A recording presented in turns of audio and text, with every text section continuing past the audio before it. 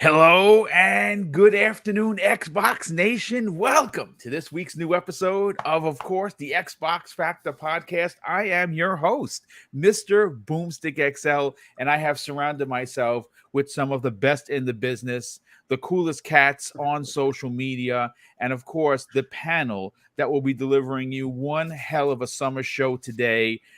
Listen, welcome to the new episode of the Xbox Factor podcast. And of course, we're going to be talking about a lot of news. Now, again, folks, there hasn't been a ton of news. It's the summertime. This kind of stuff happens. We usually see a little bit of a lull.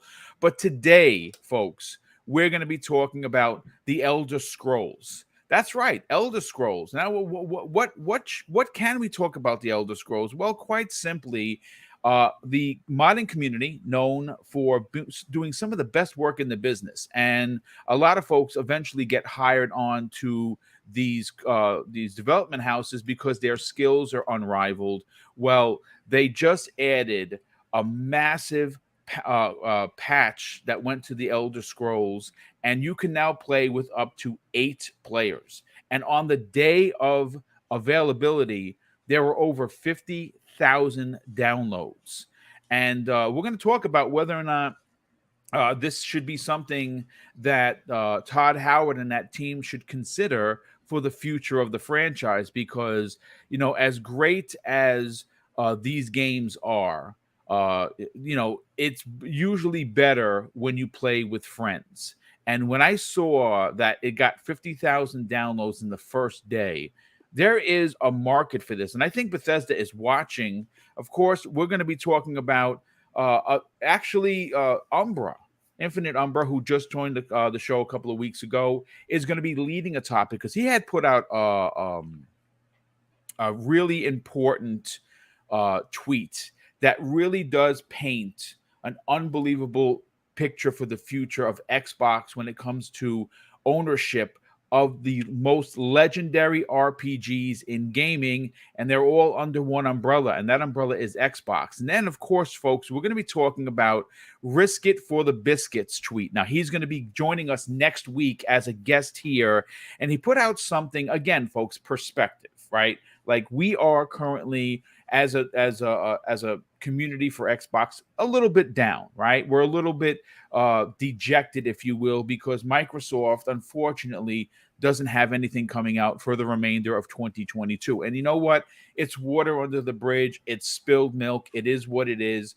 Game Pass is going to be led this year by third and second party games. And from what we already know is coming, it is going to be a smorgasbord of games to play. So it's not like we're going to be sitting on our hands and the controllers are just going to be sitting there.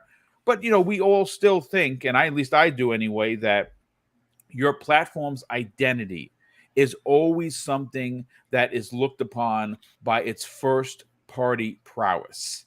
And Microsoft has a great, absolutely incredible amount of first party games, but just none coming in 2022. And finally, folks, we're going to be talking about, well, Halo, and not in a bad manner. We're not dumping on 343. Well, Halo put out a tweet on July 8th that talked about this new audiobook called Halo, the Rubicon Protocol. And it's going to be introducing new characters to the world of Halo Infinite. And if you go to Halo on Twitter, there's a link for you to listen to the first 20 minutes of this audiobook. And quite frankly, it's fantastic. And it excites me, but it also makes me sit there and say, well, as great as this audiobook is going to be, and like I said, it's something I'm going to buy and I'm going to listen to because I love Halo, especially Halo Infinite.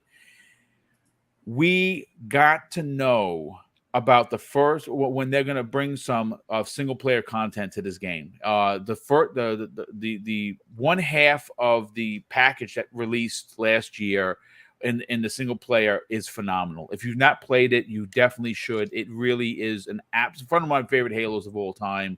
Now we just need some single player content for them to push the story forward. But before we get into any of those topics, let's get into the, of course, stellar panel that's in front of us. I'm going to start first with our guest, Steel Rain, one and a half of the dynamic duo known as Living Split Screen. What's going on, brother? Welcome. Boom, Dominus Maximus. What is going on, and beautiful people in the chat? How are y'all doing on this fantastic Xbox Factor Tuesday morning? Look, Boom, you've already lined up some fantastic points. I'm already riled up in my seat to get into it, man. The energy is high. We got some fantastic people on the panel today, as you always do. Look, Boom, I appreciate you for keeping that door open for me in the background, as I have been busy these last couple of weeks and whatnot. But it's an amazing time to be here today, getting to these topics. I know a lot of people say that, look, man, there's not a lot of news to talk about. Oh, what are we going to talk about? And Boom, again, you've knocked it out of the park. So let's get to it. I appreciate it, brother. Thank you so much. Daniel McGee, one of the newest members to this weekly show. How you doing, brother? Welcome back. Thanks. Yeah, thanks for having me. It's I'm doing great. It is sort of a slower news week, but it looks like we're going to be having a pretty good conversation. I'm really excited about some of these topics, so I'm just looking to get into it. Yeah, absolutely. And again, it is a little bit of a slow week, but you know what? There is a lot to talk about. Xbox has a bright future. The ABK deal is cruising along. Hopefully that'll be done by this year. And obviously they have so many games in development that once the floodgates open, it is going to be a plethora of games to play, specifically in the first-party region. I actually can't wait to break down that topic. But Infinite Umbra, who is not on camera yet, but he eventually will be. What's going on, brother? How you feeling? I feel like this is peer pressure. I don't know. I'm getting it from everybody. They want to see this melanated skin of mine, I guess. But yeah, I'm good, brother. How are you all today? We are doing good, brother. It's great to have you a part of today's show, but more importantly, a regular panel member on a weekly basis. We got, like I said, on the back end, we're going to talk about your incredible podcast that you do personally weekly, and we got to get some more eyes and ears to that to hear you, and of course, Risk It for the Biscuit, Doom Cutie, and the rest of your crew. Get more ears to that, because it is a great show. You guys do a lot of great work over there, and we want to get more people to check it out. I appreciate it. Yeah, absolutely. Of course, that's the Xbox Infinite podcast, if you guys are keen on learning what that is. And yeah, we appreciate all of that. Appreciate. I think at some point we have to do a crossover, brother. We got to get everybody on the show. Oh yeah, I'm all for it. We got to do what Boxenberger did. I called it the Avengers Assembled episode he did. I love it. Oh yeah, that was epic. Yeah. Absolutely. But yeah, I'm ready to chop it up with you good fellas today.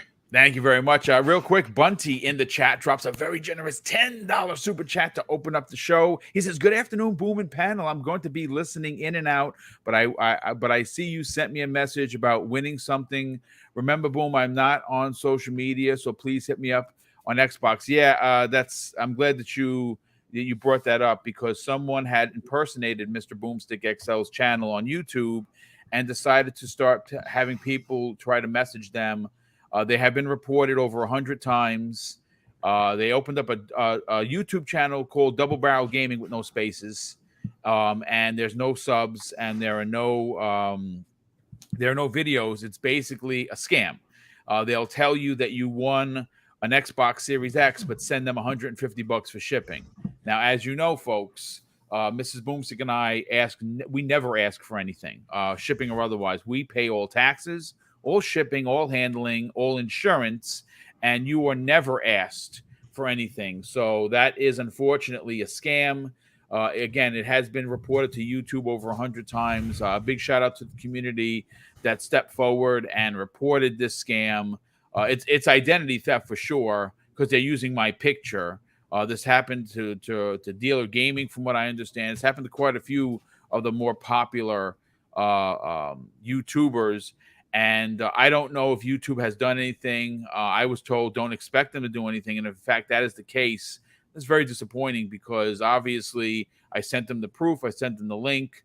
I guess unless you're a million sub count person, YouTube doesn't care about you. They do care about their 30%, though, that they take every time you get a super chat, a channel membership, or anything. So I hope that they do step forward and actually do their job and close down that channel. But again, if you have won anything from us, we will contact you like we always do, either through DM, through email, or such, or even through Xbox Live. But thank you for the super chat, brother. Boxenberger, how the heck are you, man? And welcome back. It's been a couple of weeks. Yeah, I missed the last two shows, unfortunately. But I started a new job, and I was actually not working from home for the last 12 days or so. I was actually physically in the office, and then it can get a little stressful to rush home and join the show. But I'm glad I'm here today. Can't wait to discuss everything. Yeah, we have a stellar panel again. I see the chat is already on fire, and even it's a slow news week, it's always fun to talk gaming. That's the beauty of gaming, right? There's always something to talk about, and can't wait to do that here today. So let's get into it. Yeah, thank you, brother. Definitely appreciate it. And last and no way least, Mr. TikTok himself, Mr. Mario Kart extraordinaire, N64 Josh. What's up, brother? How you feeling? You know, I've expanded my horizons, you guys. And this has been a crazy week.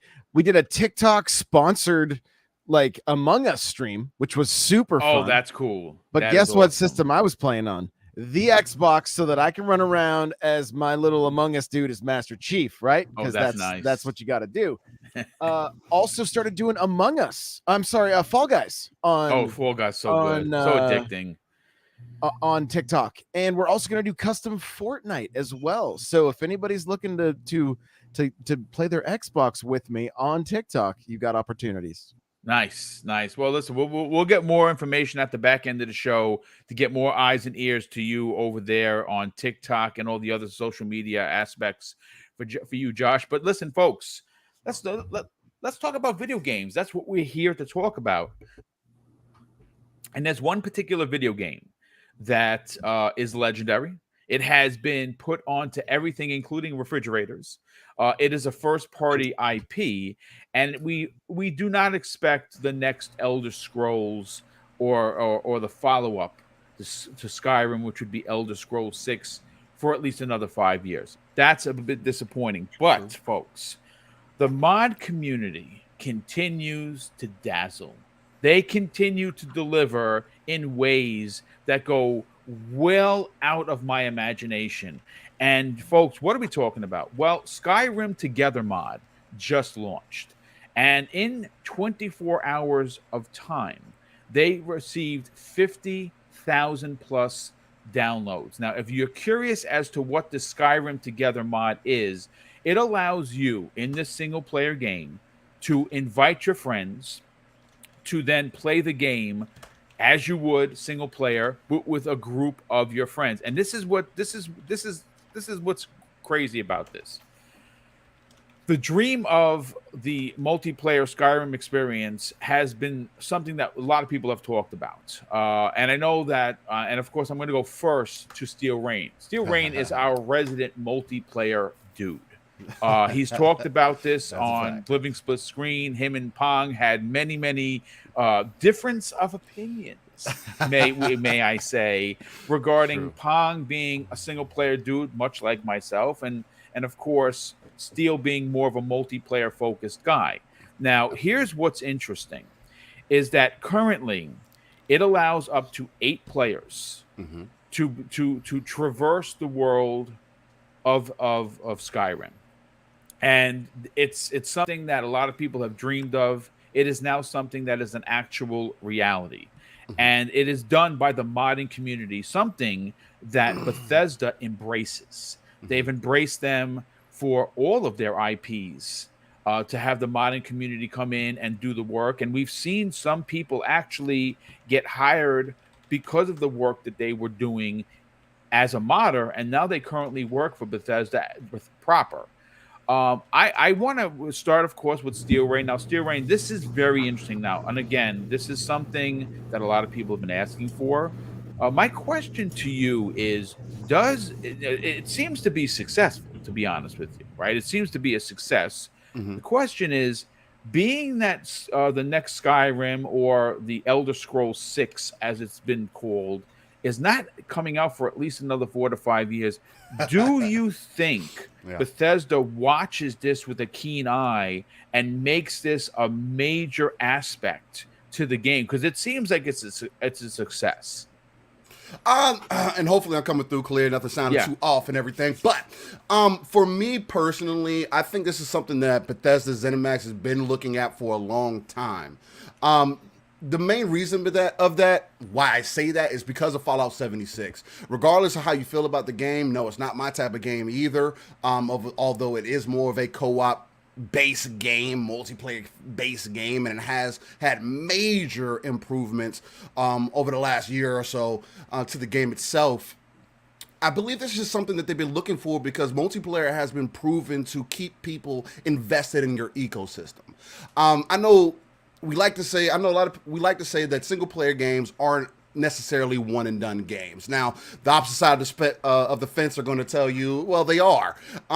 I'm kind of somewhere in between, although I'm not much of a once I play through a game one time, especially when it's story based more so, I'm not revisiting that game.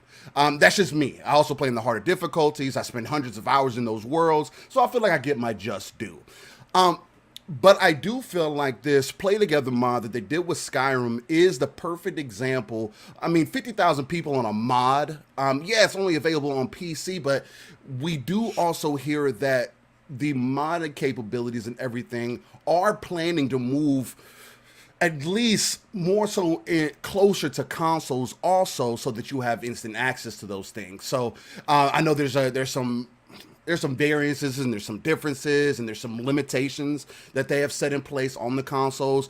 Mainly it's so that people don't run into you're downloading the wrong thing, because the other side of Skyrim is kind of a Triple X rated side, and that wouldn't be the greatest thing to have on your Xbox console. That is correct, sir.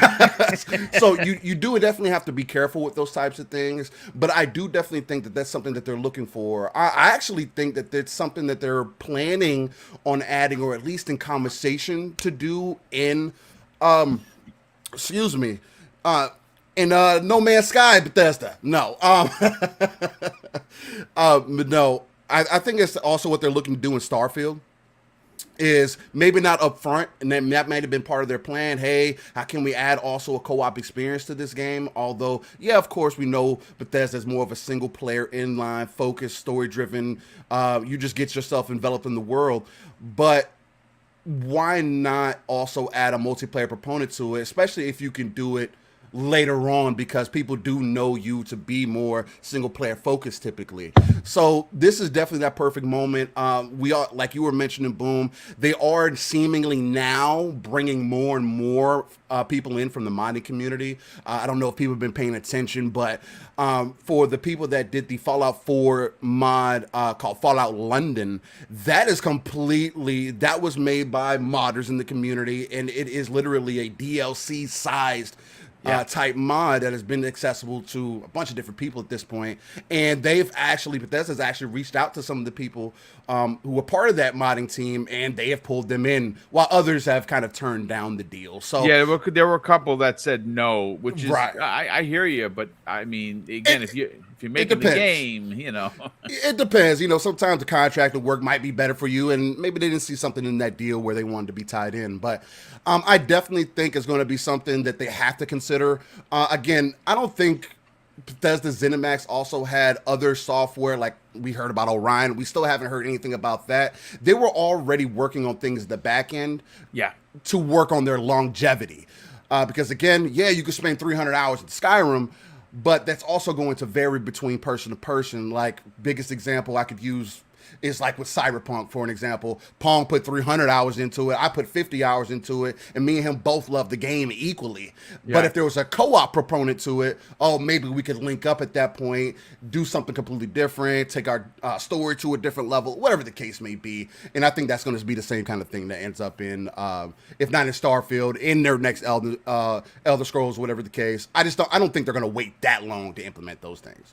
Yeah, no, it makes perfect sense. Daniel McGee, let's grab your opinion on this. Look, we know that Bethesda has legendary IP, and we know that right now one of the most anticipated games is Starfield because it's a new IP. But when you look back at something like Elder Scrolls, like Skyrim. This is something that people are, I think, if you would do a poll, would have just as equal interest to. Now, seeing that their older titles like Fallout, like Skyrim, are still getting content coming from the modding community. It's a big deal, and it's even a bigger deal to have a multiplayer aspect added to your single player experience that's over a decade old. What are your thoughts on this, man?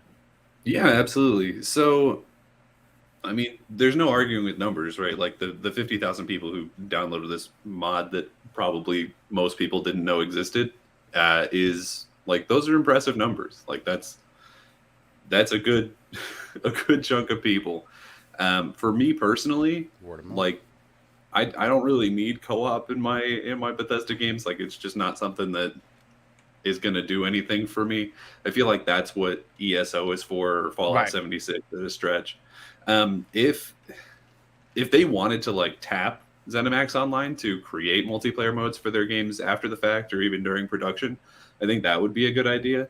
But right now, with all the people being rightfully fairly concerned about how long out certain Bethesda Softworks titles are, I don't necessarily know that I need them working on an extra co-op mode to extend the development of these games. It's just going to be Fallout 5 further away, or Elder Scrolls 6 farther away.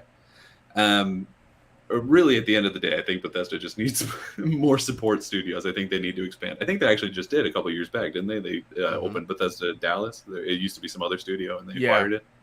Yeah. So hopefully they keep doing stuff like that. But, obviously this is something that would be really important for a lot of people. But I also wonder if maybe those people wouldn't be better served just playing ESO. It's funny. It's funny you say that because you see, to me, to make it a funny quip, you don't want the chocolate in your peanut butter. And I hear you. I hear what you're saying, because there are a lot of people that buy single player games too, like myself. Like right now, I'm back at Horizon, and I'm quite enjoying it. There's been patched numerous times. I did have one bug where I fell through a mountain, got stuck, and had to reload it, and I lost about 30 minutes of play, which is a little annoying that that's still happening. But it's a single player experience that I just like putting on the headphones and going in and enjoying the character of Aloy, and which is what I'm doing right now. In regards to Bethesda, their single player games, they are loaded with NPCs that you meet. Some you could miss. You could miss full-on story-based missions that if you weren't looking, you missed.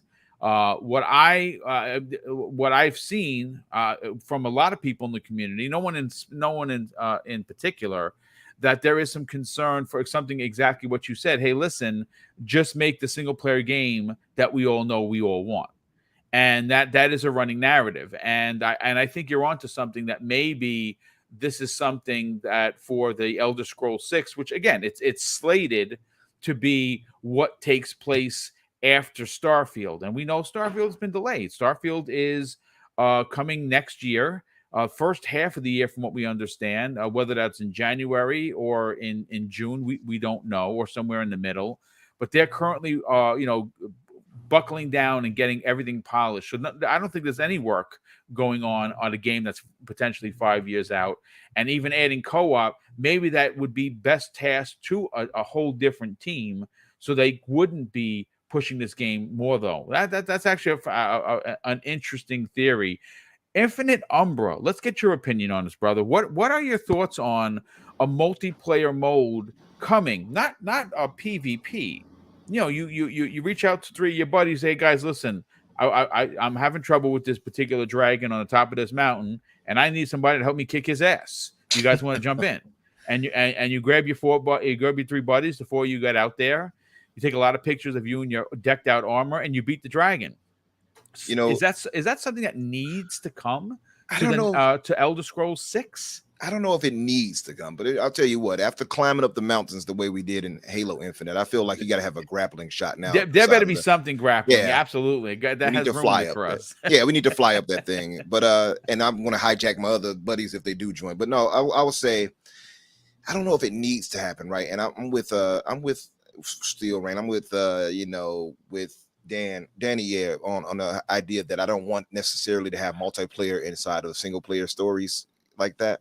And I think it just kind of takes you out of the thing, right? Because you're going to have people talking. Like, that's one of the worst things. Yeah, you're in a multiplayer game, like lobby or something, a party, and you're trying to hear something, and they're like, yeah, did you watch the SpongeBob episode? It's like, what? I don't want to hear this. I'm trying to shout at a dragon. What are you talking about right now? I'm trying to fight. Yeah, so it is something that will take you out of it. And that's the thing about Bethesda games, as we all know, at least those who play those games, they're very immersive. So you don't want to be taken out of that.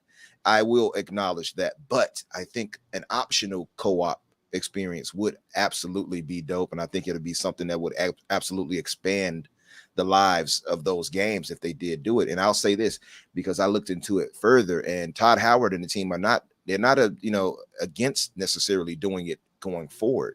So they were at the Develop Brighton conference in October of 2020, and Todd Howard was asked about that, about having multiplayer aspects in game co-op and what such. So he spoke on Fallout 76 rather. And of course, we know how that went. And but of course, it improved over time. So he doesn't rule it out. We asked him specifically about the scope for another multiplayer only Bethesda open world game, and he says you don't want to say never, but there are some significant changes that would have to be made for the studio's approach. He said, I think one thing we would do differently is put it out there before full release. So to have a beta for 24/7 beta. So I think if they go with something like that and really expanded the beta for it and really got people to play test it to get rid of all of the bugs and things like that and made it optional more than anything else, I think I would be behind that. I think more people would be behind it, because if I can go like Halo Infinite, for instance, we played it, myself, Steel Rain, we played it Legendary on our own, loved it. I had fun, great game, but now I can play that with you all once that co-op releases, and I don't necessarily have to worry about those story beats. So if they have it optional, I think that'll make the most sense. Yeah, no, that's actually a great point. Boxenberg, let's get your opinion on this. You obviously are someone with kids. You got a new job, so your time is unfortunately limited. A game like Skyrim could be one of those games, or Elder Scrolls 6, let's just say. That you could jump in for 20 minutes, 30 minutes and not worry about it, because it's a single player game. But seeing how well or how feverish the community was with this, new Elder Scrolls DLC mod that was released to great success, do you want to see them extend this into Bethesda proper? Well, first, if I could only play like 20 minutes of an Elder Scrolls and then put it down, but usually I'm so addicted with these games, and I will play like until 4 a.m. in the morning, and then hate myself the next entire day, and then start the same thing the next night. So if it were that easy, Boom, you make it sound so easy. No, but in all seriousness, no, I don't want co-op in those Bethesda games. Those are single player games. They are designed as single player games, and I want them to stay that way. We have enough co-op games out there. We have enough multiplayer games out there, and I think a Bethesda game is always were always designed around that single player experience, and co-op is not something you just slap onto a game and make it available. Co-op games are designed in a lot of different ways, and you always have to make sacrifices on either side, either the single player component or the co-op component, if you design a game with both. And I just don't want that.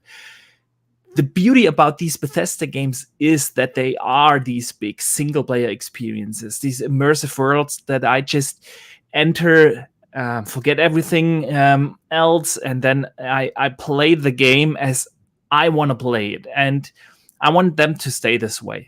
Like I said, we have enough co-op games out there. Just today, we got the big interview about Redfall and how they design co-op there. Awesome, can't wait, sounds fantastic, but please, give me my Elder Scrolls 6 500-hour single-player experience, and I'll be the happiest man alive. But having this co-op added via a mod is something that is really cool, and I want to touch on that real quick, if I may, because Yeah, sure. I think like Bethesda games, their engine is called the creation engine, and it is called that because it allows for the community to create content. That's why this engine is called the creation engine, literally. And I sure hope that with Starfield and of course starting next generation when Elder Scrolls 6 comes out, I want a bigger mod support on consoles. This is something that is currently so unique to the PC market, and I really hope that mods come over to consoles in a big way. I know we have mods in Skyrim, but the availability is very limited because you have this weird limitation in download size. And if you play Skyrim on PC, there are so many awesome things you can do with that game. And someone said it earlier, pardon me, I forgot who. That's because that is the reason why Skyrim is still alive and is still played by thousands each and every day on Steam. It is the mod community, and I want that to come to consoles in a big way. And I sure hope that they rather focus on that, on bringing mods to console, rather than put a co-op mode, a forced co-op mode into an Elder Scrolls game. We have Elder Scrolls Online. If you want to play Elder Scrolls in co-op, that game is designed around it, and it does it really well. But I don't want any compromises in the actual game design of a main Elder Scrolls game. So yeah. No, that's good stuff. I mean, everyone seems to be on the same page. A lot of people want it to remain the same. As good as multiplayer can be, there are certain genres, there are certain games, there are certain companies that have seen success with entirely separate online multiplayer-focused games, as opposed to, like Boxenberger just said, forcing it in there. Josh, let's get your opinion. But before I do, Drawn TJ drops a very generous $2 super chat and says, "Good morning, guys," and good morning to you as well, Drawn TJ. Josh, you're used to being on TikTok and doing like these 100-man count games that you do. You're normally used to playing multiplayer. Obviously, for Mario Kart, it makes sense. But does it make sense for Elder Scrolls 6? That's I mean, I've loved listening to everybody talk about this, because initially my thought was, of course, like we game together, it's great, but listening to like Boxenberger talk about like, well, it might change the design some, and that's very true. I feel like, I mean, my experience with like Oblivion and Skyrim, I don't know that it would be hindered too much with one other player jumping in, right? Like maybe some, but I'm also thinking like it might be fun just, and I mean, it's one of those scenarios where it's like you could jump in the same world and kind of go clear some things out and do missions quicker, going separate ways, but at the same time you could just play your own game at that point too, right? So it would really depend, I guess, if it was designed for it. If there were co-op missions, bosses that were a little more difficult, kind of added a little bit of the MMO aspect of games like that, maybe it would be good. Maybe there's just a setting to bump up the difficulty or the hit points or something of some of the bosses, and then and some of the characters, to where like, or maybe even some areas that you can't even get through unless you have a partner, right? And with LFGs and the way the groups are set up and everything on Xbox, I could see that being a reality potentially. Yeah, absolutely. Again, I listen. We are years away, unfortunately, from the next proper Elder Scrolls 6. At least that's what the running rumor is. Now, is that true? I don't know. Obviously, it's all hands on deck for Starfield, and you want them putting their best foot forward with that game. It is the first new IP in over a decade for Bethesda. the leverage of what that game actually means, not only to Bethesda, what it means to Xbox proper, the pressure must be immense, because obviously we saw some gameplay, we've seen some screenshots, we've seen some, CG stuff. The game looks phenomenal, but I think the importance of delivering that game before anything is paramount, and we will get that next year. I'm in agreement with everybody. I don't mind the ideology of having maybe a co-op player, one player. I don't know if I would find. I mean, I guess if there was a specific mode, like some games have, it's single player story, and it has these other modes where you bring people in, and you do your thing, and it's separate.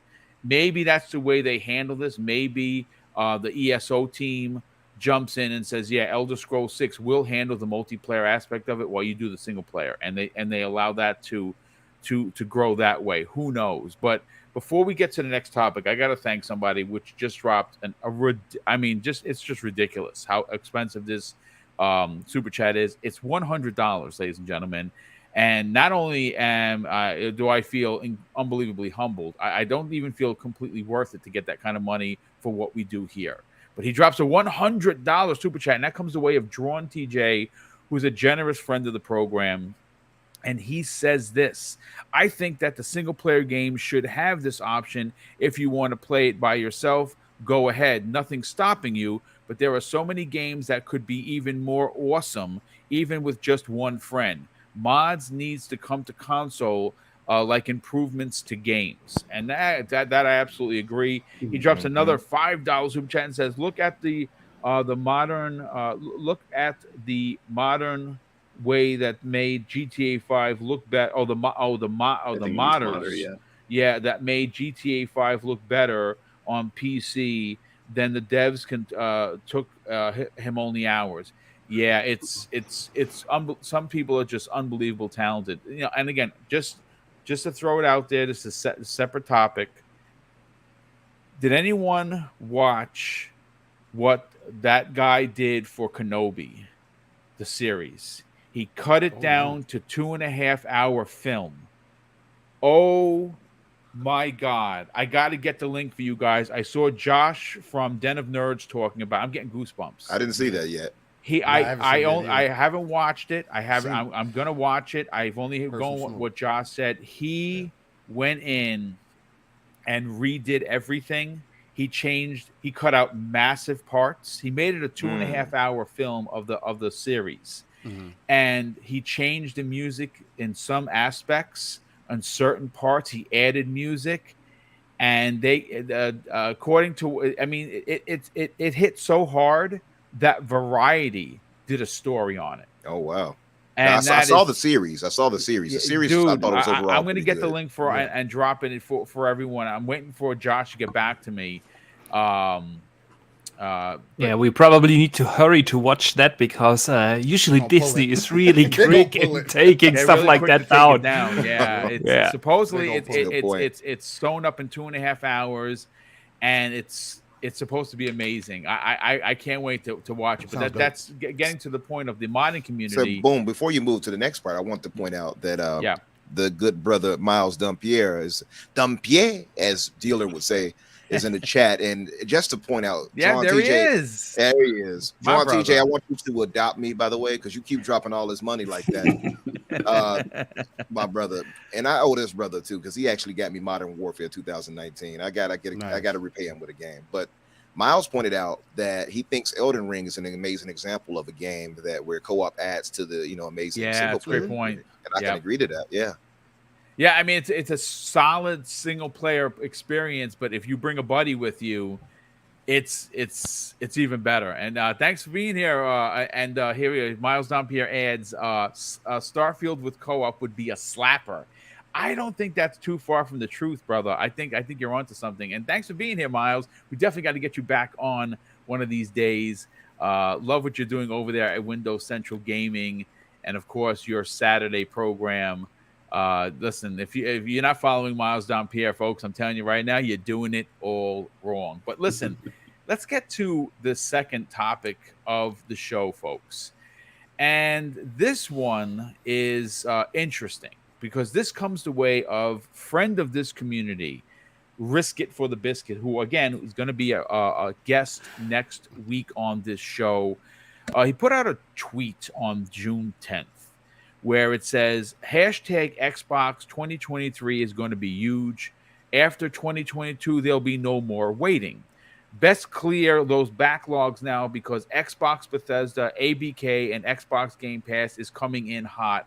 Shout out to Souls Ninja for the sweet graphic. So at Souls_Ninja put out this graphic, and it puts everything that Microsoft is currently doing into perspective to the point where even though as fans of Xbox, we're all a little bit down, right? We're all a little bit disappointed because we're not seeing any first-party support. And I know that, you look over across the line and you look at what Sony is doing. Sony is going to have, no doubt, one banger of a year, right? Now, granted, they started out a little slow. Horizon came out. It was one of my most anticipated games of the year. And it was just littered with so many bugs. I became dejected with the game. Now I'm finally back to playing it. It's playable. Obviously, Gran Turismo came out and it was just mauled with microtransactions and functionality that had cars flipping across the finish line and getting first place. It's just ridiculous. And I'm sure that they've patched it. And like I said, I won't play because I'm not a huge Gran Turismo fan. I was back in the days for 1, 2, and 3. After that, I fell off the map. But then you look at the second half of the year for Sony. Now, I get it. Last of Us is a remake of a remake of a remaster. I get all of that. And I know there's a big controversy right now with $70 worth of game versus half a game. A lot of people are saying that because you're not getting factions, which came in the original game, and this is literally a one-to-one. And you know what? I hear all the arguments. I understand. But I'm not going to dismiss the fact that The Last of Us proper that got this one-to-one remake from the ground up is not going to sell. It's going to score very high in the 90s from Meta. I would just imagine. And then, of course, God of War, one of my most anticipated games, confirmed for this year. Put it on paper, folks. That's a monster year for Sony. That's all first-party stuff. Now, granted, some didn't hit like they were supposed to. Some didn't sell as well as they were supposed to, meaning Horizon. The second half of the year is going to be a much better year for them. Those two games, Last of Us is a unbelievable IP for Sony, and God of War, whether you call it a DLC or you don't, it's still going to be new content that I've never played, and I can't wait to play it. But bringing this back to Xbox, they are currently finishing up the ABK deal, which we understand is moving quickly. It is moving rapidly. It is moving positively. Now, does that get done in 2022? That's a good question. A lot of us in the gaming community think it's going to be done by September, October, and it is possible, especially now that they have the unions backing them, the biggest union in country backing them. There's literally Lena Khan doesn't have a leg to stand on in regards to monopoly, the talk of monopoly, the talk of Microsoft buying up everyone. There are no arguments that Microsoft has not put out that fire. When that deal is done, folks, it is going to be a historic day for a multitude of reasons. Call of Duty is going to be first party, like mind-blowing, folks, literally mind-blowing.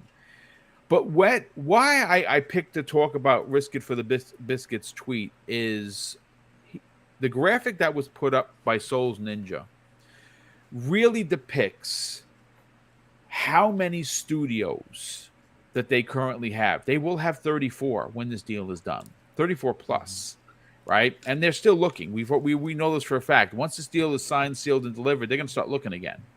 But they will have 50 projects in production.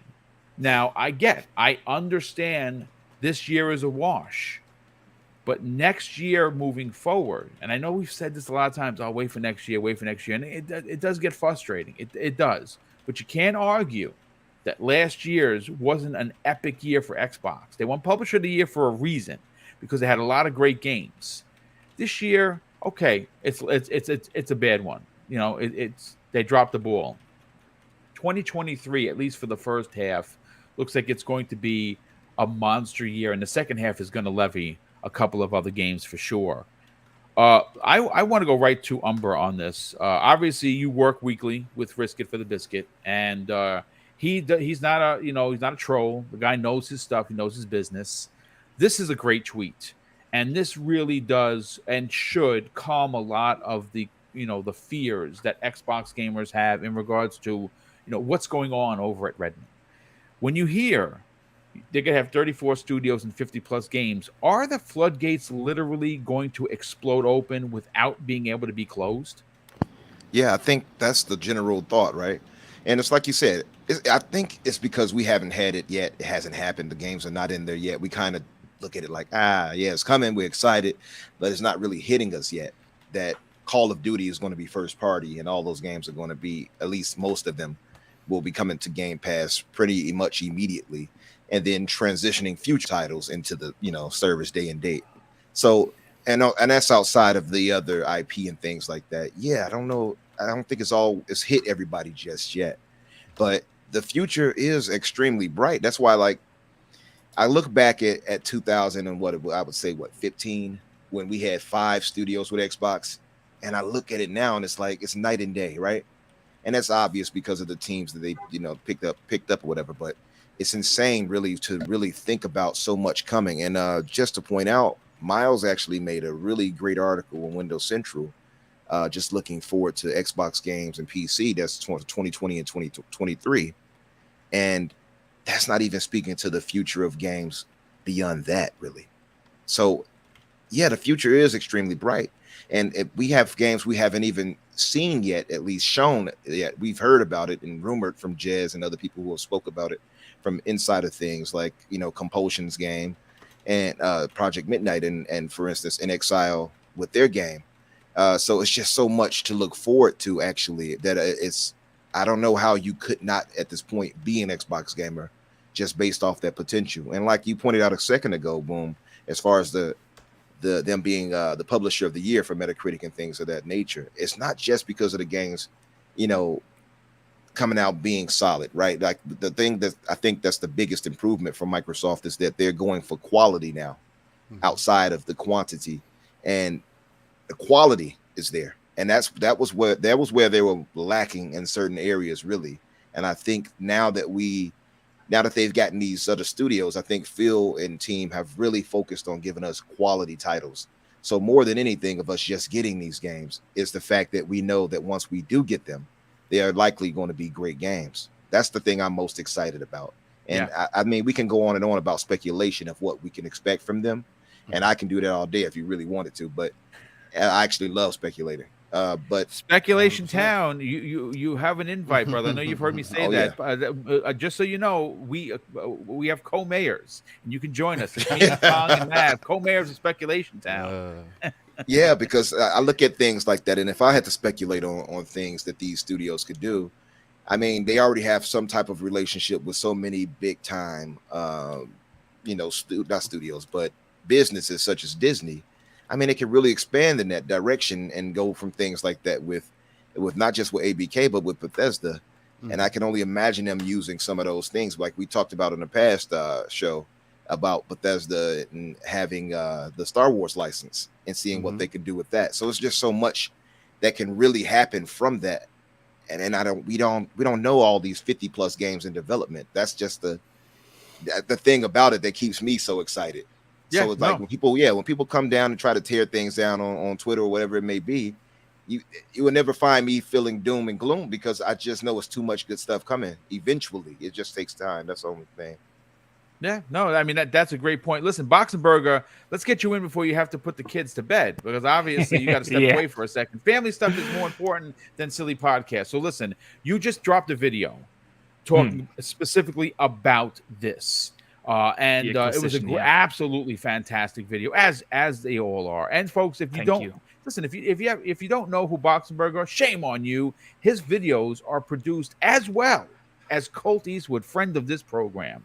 So definitely get over there and sub his channel. Talk about this for a second, Box.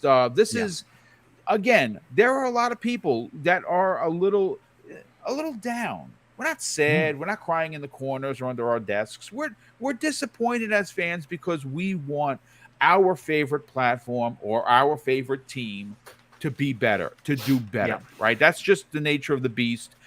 But with Microsoft having this many studios and this many games in development, it appears that 2023 is going to be the dam breaking moment, and we're never going to have this conversation ever again. I sure hope so. Listen, I know people want me to be all happy and excited for the future, and I am, because eventually all these games have to come out. The question is when and how. And I think Xbox dropped the ball over the last, I want to say 5 years, too many times for them to get my full how do you say that? Confidence is a great word. 2022 is the worst year in 21 years of Xbox history. Correct. With 23 studios. After they bought all those studios 4 years ago. It just sticks with me. And yes, we know the first half of 23 is going to be awesome. It is going to be fantastic if all those games come out that first year. And I assume they will. But who's to say that we don't get another try streak of another 6 to 10 months after that? Who's to say that we don't get that again? Because Active Blizzard is not, and people need to understand that, it is not this reign of dozens and dozens of games.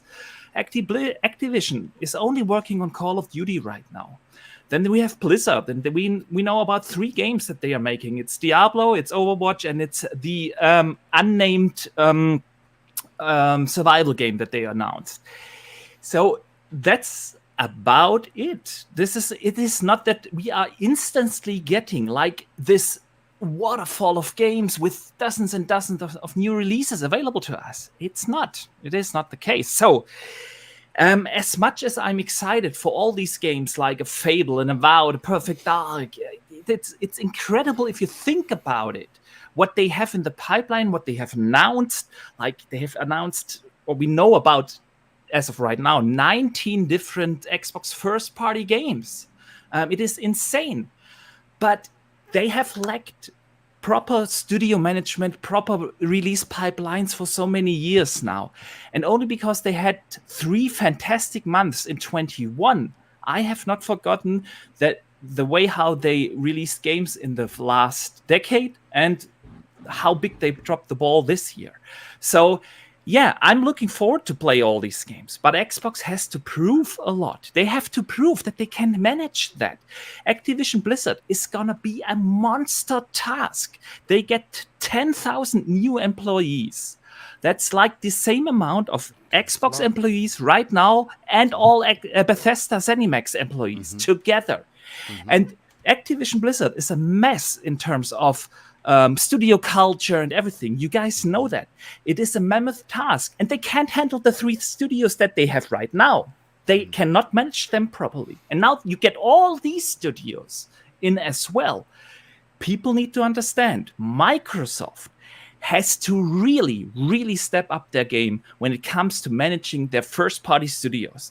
Just buying Activision Blizzard is not going to change the problem that they have right now, because they have enough games and studios in right now so that we shouldn't have a 2022 situation.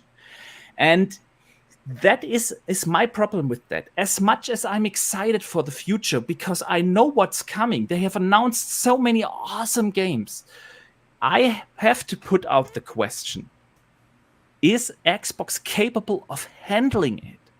And they have to prove that. Dude. And if we sit here, boom, in 26, 25, 26, and they were able to release a continuous stream of quality games in 23, 24, and 25, then we can talk about, okay, Xbox has got rid of their problem. As of right now, I'm just seeing that a big mammoth task is coming towards them with Activision Blizzard, and they have to prove that they can manage it.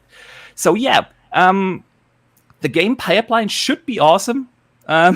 But yeah, we shall see. We shall see. I'm no. Why did you laugh? Why did you laugh? Listen, Box? it's look. Here's the thing. I want to throw up a comment from our good friend. Everyone knows who this gentleman is, Keasante. Now check out this comment. This is exactly what Boxenberger is talking about. He says this. I'm with Boxenberger on this one. Xbox has a lot to show and prove. Xbox has this amazing talent of turning a W into an L. Yeah. As he says, and he said this numerous times, and I agree with him, snatching the victory from the, I guess, I don't know how actually he says it. Snatching the victory defeat from the jaws of victory. Jaws of victory. There you go. Thank you. So he says that Xbox has this amazing talent of turning a W into an L. We need them to convince us, and right now, I'm not convinced. And you know something? They have earned, as he likes to say, the righteous smoke of that. Yeah. Listen, the truth of the matter is that we saw how the gaming community turned on Sony last year. Last year, they dropped the ball. Sony had a very similar year to what Xbox is having this year. They had 3 stellar years, 18, 19, and 20. 21, not so much, right? 22, back to being Sony. Microsoft had an incredible 3-month, or no, I don't want to say 3 months. They had an incredible 2021 because we did get games on multiple. That some of them weren't Xboxes. That's true. You know, obviously, Flight Simulator launched on PC, and Age of Empires 4 launched on PC. You know, so I mean, you could take that and make your own story with that. But they had a pretty banner year in 21, which is why they won the Covenant award from Meta of having Publisher of the Year, because of how many they had. Like, I think it was an 89 was the total score, something like that. But Boxenberger is not wrong for having doubts as to what they're going to do. I think that at this point it's just inevitable that the floodgates are going to explode open. Josh, let's bring you into the conversation. Look, you've heard what Boxenberger had to say. You've heard what Umbra had to say to open it up. What are your thoughts on this amount of of studios and games they have in development? Are Xbox gamers after this year finally going to get their just due in regards to AAA releases? I believe it's going to happen. I think there's a lot of factors, right? And I'm not necessarily making excuses for anybody, but making games is not easy, right? Xbox is doing things, getting games to run on cloud, still kind of running on the Xbox One to a certain extent, right? It seems like we're finally moving away from that. But I think I understand people's patience is it's wearing thin. There's no there's no question there, right? It seems to be one of those things that the other aspect that where my mind goes is they're looking at the landscape of gaming, right? And what I think our overall view of everything is like the devs make the games, the publishers publish the games, and we play the games. But we don't know what kind of conversations are happening with investors, and what kind of conversations are happening around, should this be more free to play because there's a much larger profit there versus just like the single player games that are coming out, and where do we allocate those resources? I don't feel like we necessarily have all of the info to be able to put out a completely educated opinion on on this topic, I know everybody's frustrated though. There's no question, right? Like we want to see more value added to Game Pass. Yet there is still like what 100+ games on there to There play. are currently over 450 games, to be honest with you. Yeah, so I mean, I think what a lot of people are looking for is those games that are going to be like they're more the haymaker, right? When it comes to the Xbox. Yeah, camp. you want the graphical over the shoulder, third person banger. The games that take 5 years to sell 20 million copies. That's what we want. Well, I mean, Damn. I got some. I'll let Josh continue. No, we'll go to you next because actually you do have some good points on that. We heard you talk about that in Living Split Screen, but Josh, please continue. I mean that's pretty much it, honestly. I mean, yes, I'm ready for those haymakers from Xbox as well, right? I'm ready for those games that everybody's talking about. I'm ready for an Elden Ring style, not necessarily, I'm not talking style, but hype level game on Xbox that basically takes over social media. Yeah, exactly. Yeah, but I mean, and being in the camp of Nintendo, I'm always looking for that as well, and that has not been. This has been a very niche year when it comes to Nintendo. And the other thing is, games like Animal Crossing and Elden Ring. I mean, Elden Ring, I think they caught the lightning in the bottle or whatever. I don't know that it doesn't happen all that much. I feel like God of War 4 was one of those games that everybody was talking about for a while, right? But the other one that is just bonkers to even mention, but it's Animal Crossing, which I mean, that was massive, but it hit right at the right time, right? Yeah. And I don't know that I'd even be mentioning that game if it hadn't hit during a time where everybody was sheltering in place. Yeah, you know what I'm saying. So I just it makes you wonder if they would have had a Viva Pinata available right out if that could have hit for them. It might have, but even I mean, I don't know. I look at a game like Viva Pinata and I just don't know that it has the pull of an Animal Crossing. Animal Crossing's been going well since the GameCube days, and I mean, Viva Pinata did well on the DS and on the 360. I mean, did well enough that they made a sequel to it, but then it's just been stuck. And so I think at the end of the day, we have to remember that there's a huge business aspect to all of this, and what is happening, behind the scenes to try to get games more profitable. There's so much changing right now. Games are in the transition from what movies were when, we all used to buy Blu-rays, and we probably don't buy We all used to. I mean, I'm just guessing, but I mean, I used to buy tapes and CDs, right?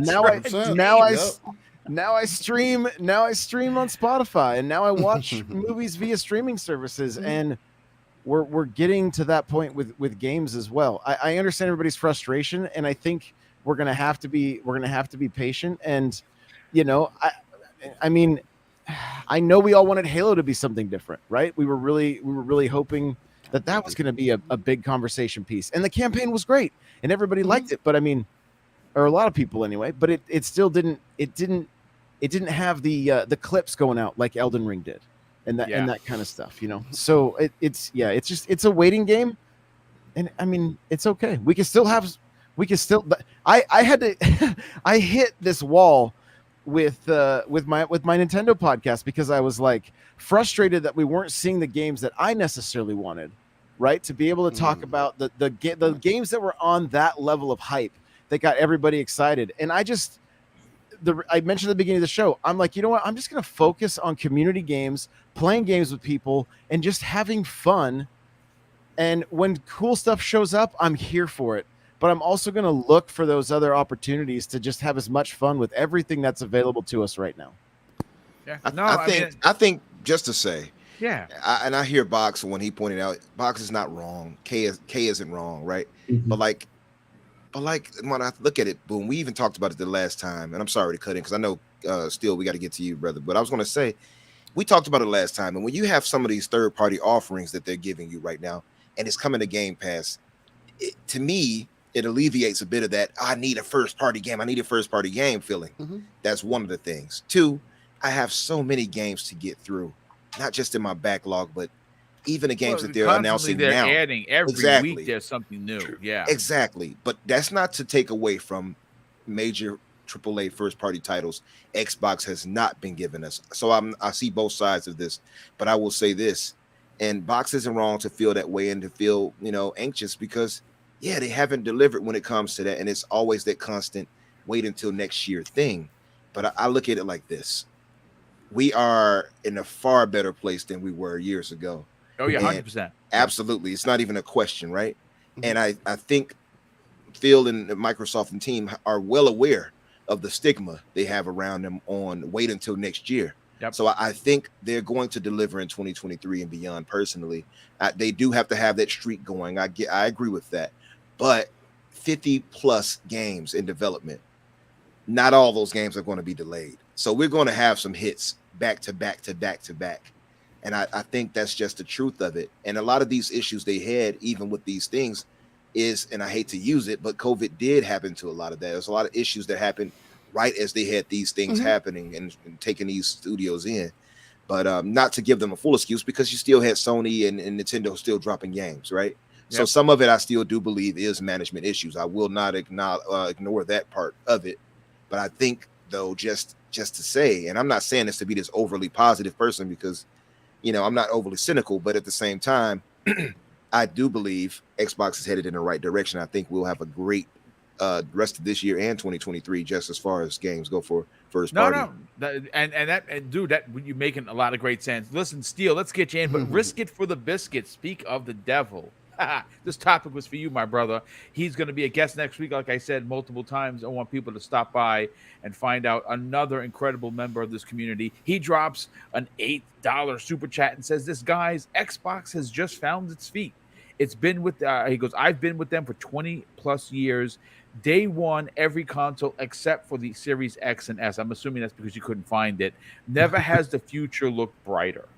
Well, Steele, listen, Boxenberger brings up a great point. And his frustration is something that a lot of people in the Xbox community have. I want to get your point on this.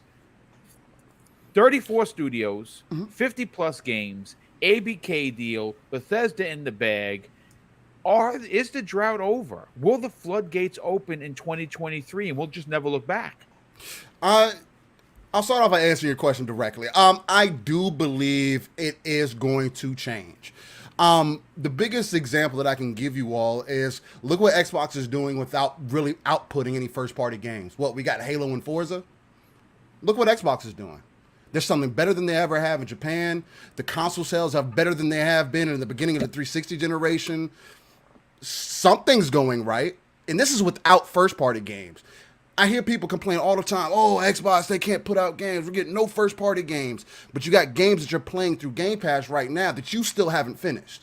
You have a backlog of games that you still have not finished, but you want new games.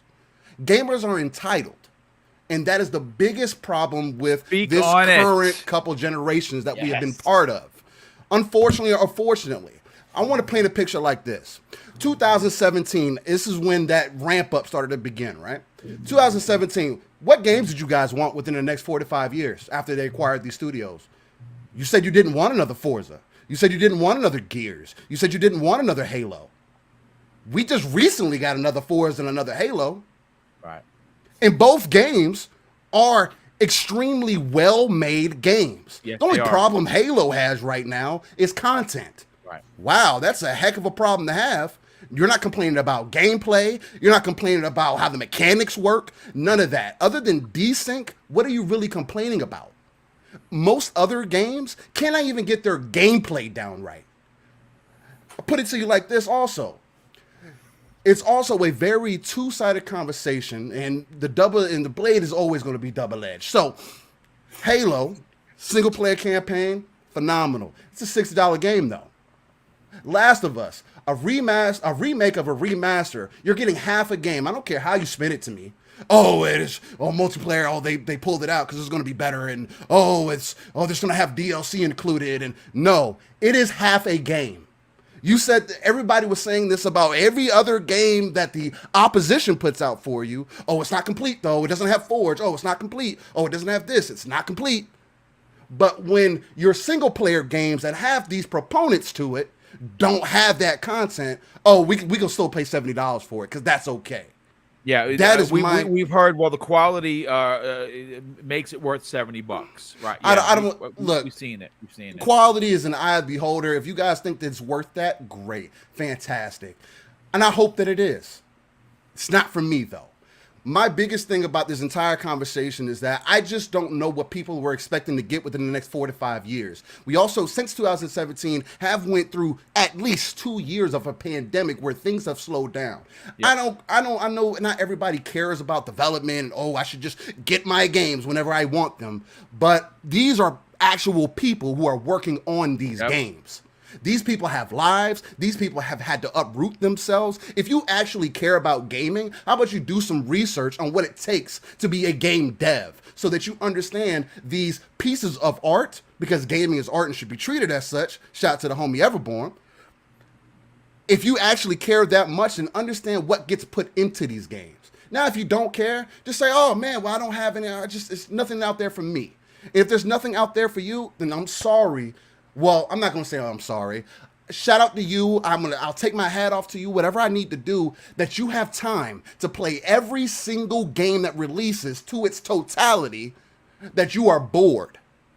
Shout out to you. I can't do anything about that. But if one ecosystem is not serving your purpose, nobody's telling you to wait. Nobody said wait. If you're listening to Xbox tell you to wait, is that how a consumer does anything with any product? No. If the product ain't there, you're going to take your business elsewhere. Period. Why is it gaming all of a sudden looked at differently? Why is in gaming all of a sudden, oh, everybody loses depth of common sense, I should say.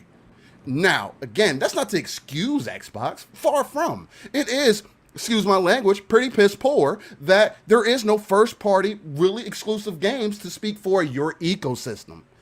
But, like the drum that I have been personally beating on, why it has been blatantly obvious that these games that everybody clamors for, that take 5 years, God of War is one of the first anomalies on the first-party exclusive side that has been able to do that within 3 years, get to 20 million copies sold of a game. These... Jim Ryan himself has come out and said that is not sustainable. Sorry, Bixby. But Jim Ryan himself, she feeling the energy. But Jim Ryan himself, speak these facts. Jim Ryan himself has come out and told you that that's not sustainable. But he actually that's what you specifically want. said, you, meaning the community, is not enough. Exactly. Yeah. And it's been proven that it's not sustainable. So you can say, I've seen people in the chat, oh, how can you say that there's so many other games that can't reach that milestone? That is the problem. That's exactly what I'm speaking to. It's not working. You have 120 million copies sold. I know people say, oh, 10%, that's so great. And what business is 10% that's just great for you? Come on, guys. Like, actually, maybe that was great back in the day. Think about this for a second. You say 10%. It's actually lesser than that. It's actually a much lesser scenario than that, because if you look at what Sony does, like Spider-Man 2018 took years to get 25 million. That didn't happen that didn't have 20 million players. Now here's something that's interesting. How long did it take Forza Horizon 5 to get 20 million players? 6 months. So that's not 6 years, 6 months. And again, even that could be up for debate, because we still don't know how well Game Pass is working for those teams. Is that equaling the sales? Are more people spending money? Because that's the biggest proponent where everybody gets stuck into, oh, if you're not paying $60, $70 for a game, these companies aren't making X amount of dollars. Like everybody's trying to put exact numbers and figures and trying to crunch numbers in their head. And it's not up to either you or me to try to figure out whether it's selling or not. Is Game Pass providing you value? Ask yourself that question. If you say no, go invest elsewhere. If you can say yes, then ask yourself, Why do you subscribe to Disney Plus? Why do you subscribe to Netflix? Why do you subscribe to any of these other services that you never complain about, don't ever think about? They're actually charging you more for less content, for TV that you might not even watch that often. I can tell you right now. Still, let me ask you. So what would you say then to somebody who's saying to you, we pay thousands of dollars for this hobby. We shouldn't feel entitled because we're paying all this money. So they should meet our demands. What do you say to something like that? You invest in your hobby because you want to play those games, right? You also, people invest in PCs. They don't complain about when they don't have games coming out. They play most of the time older games in a better graphical quality. People were complaining about older games when they got their console. What's the first thing you did after you beat remastered Spider-Man? You went and played old games, didn't you? You went and played that old multiplayer game that all your friends are on, right? You spend thousands of dollars to stay caught up in your ecosystem. We invested in these series consoles because you have the instant accessibility to 60 frames and higher graphical quality that they still have not even touched the capability of yet, that our previous gen did not have. That's what you're paying for. You're paying for the investment, for the ecosystem to take care of you for the future. Now, again, if you spend $1,000 and you're not happy with your purchase, go take your console back. If you can't find anything to play because you've played everything, I can't help you on that. I feel you. But there's more than just first-party games out here. And that's the conversation where people get stuck on. It's only about first-party. People say the things that you're saying, like, for an example, Umbra, when it's only first-party games that they care about. So true. And I think that goes to the point you had asked. And I'm sorry, Boom, to be jumping in. It's I've been doing the co-hosting thing, and this is a conversational podcast, brother. If you got something good to say, talk about it. Yeah. I was going to say, you speaking so much facts, they're going to start calling you preacher or something in a minute. I was just going to say, preacher. Yeah, steel preacher. Preacher rain. But I was going to say though, like, I think a lot of this stuff when it comes to the whole argument of we're not getting this AAA first party blah blah blah is because of the console warring. I think a lot of that comes into play. That's it. That's 100%. the only reason why people up our arms, so you can prove to somebody else why your plastic box is more important. And if you were a true gamer, that would not matter to you. I have yet to have PlayStation give me a reason to invest in their console. And I am a multiplayer gamer. God of War is not enough for me. That is for certain people, and I understand that. But 2018 wasn't good enough for me to get past 10 hours of gameplay. Yeah. For me personally. Now, to each their own. Well, and I'll take it a step further, even, right? I am a single player gamer, right? And I love a lot of the games that they put out. But the problem is that they're all, I mean, this is always something that gets me in trouble when I say this, but they're all kind of in that same vein, aren't they? Right? They're very similar in multiple ways. Yeah. Right. They're that sort of game where they're like RPG adjacent, but you don't get to really make any choices or decide who your character is. So if you don't connect with that character, then that game's nothing for you. Like me personally, I don't like Kratos. I think he's kind of I can't think of a PC way to say it, honestly. a way to say it without swearing. He's a murderer and a jerk, and I hate him, and that's me, right? Obviously, I'm the outlier, right? But the fact of the matter is, with a lot of these PlayStation first-party games, if you can't connect with the character, then that game's not going to be for you because you don't get to make any choices or control the game. They are telling you a story, and if you happen to not like that story, then you don't like that game. Like, that's just all it is. That happened to me with The Last of Us 2. Like, I thought the graphics and the gameplay and everything about it was great. I literally hated the story. Right. And it's and then to get to Steel Rain's point, like we talk about how there's this management problem at Xbox, and there is to an extent, right? But so much of the stuff that people like to bag on Microsoft for is so completely overblown. Like, people are choosing to focus on the problems when they arise instead of focusing on how Xbox is handling those problems afterwards, right? Like, we talk about the Undead Lab situation, and everyone's popping off about how it's like, oh, Kotaku put out this expose, and it's like, okay, the headline said Undead Labs has problems, and then the like paragraph 2 was like, and they've been fixing it for the last 6 months, and everyone's happy. It was completely clickbait. And it's like, can we just read for content? Like, yeah. Mm-hmm. I understand that, like, the title is that way for clickbait, and Kotaku's really bad about that, frankly, but like, if you just pay attention to what's happening, like there's that, and then there's the initiative situation, right? And it's like, oh, the initiative's having a lot of troubles, and it's like, yeah, they're starting up a new studio, and they're bringing in hundreds of creative type people. Yep. Those people aren't all going to agree. No wonder some of the people are leaving. No wonder some of the projects aren't coming out exactly how they want. They still have to figure out what that studio is. The fact of the matter is people were demanding a game from that studio within like 6 months of them announcing that they were making it. So like this studio is under dramatic pressure, especially considering that it wasn't even Xbox or anybody who said like the initiative is going to make quadruple A games. I don't remember who it was, but it wasn't Xbox. And so it's like why are we putting all this pressure on this studio that has never done anything?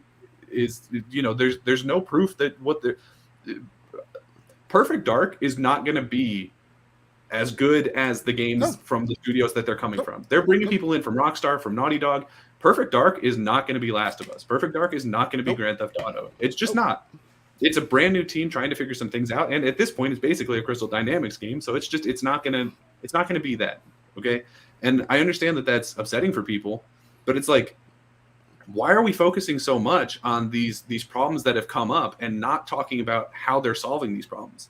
Yes, 343 has a content problem. What are they doing? They hired Joseph Staten. They're hiring this new guy. Like, they're bringing in people from the original team who know what Halo is and know how to fix this problem. Yes, it's going to take a long time. Yes, they should have done it sooner, but they're making the steps to correct these problems. And it, like, I don't like to do the, you know, what ifs and what about, like, you know, pointed across the board, but like, why are we not talking about the management problems that are clearly happening over at PlayStation as well, right? They're in their second sexual harassment lawsuit of the year, and we're in July. Like, the year's only half over, and they've been sued twice for sexual harassment. The terrible crunch at places like Naughty Dog, where somebody was so upset that they leaked the entire plot of that game and then tried to cover it up, and they were like, oh, it's somebody who translated it. And it's like, oh yeah. And then there was the whole situation with, like, what was it, Sony Bend, where they're like, Sony Bend, you can't make the game you want to make. You're going to make a Last of Us thing. And they were like, okay, but what?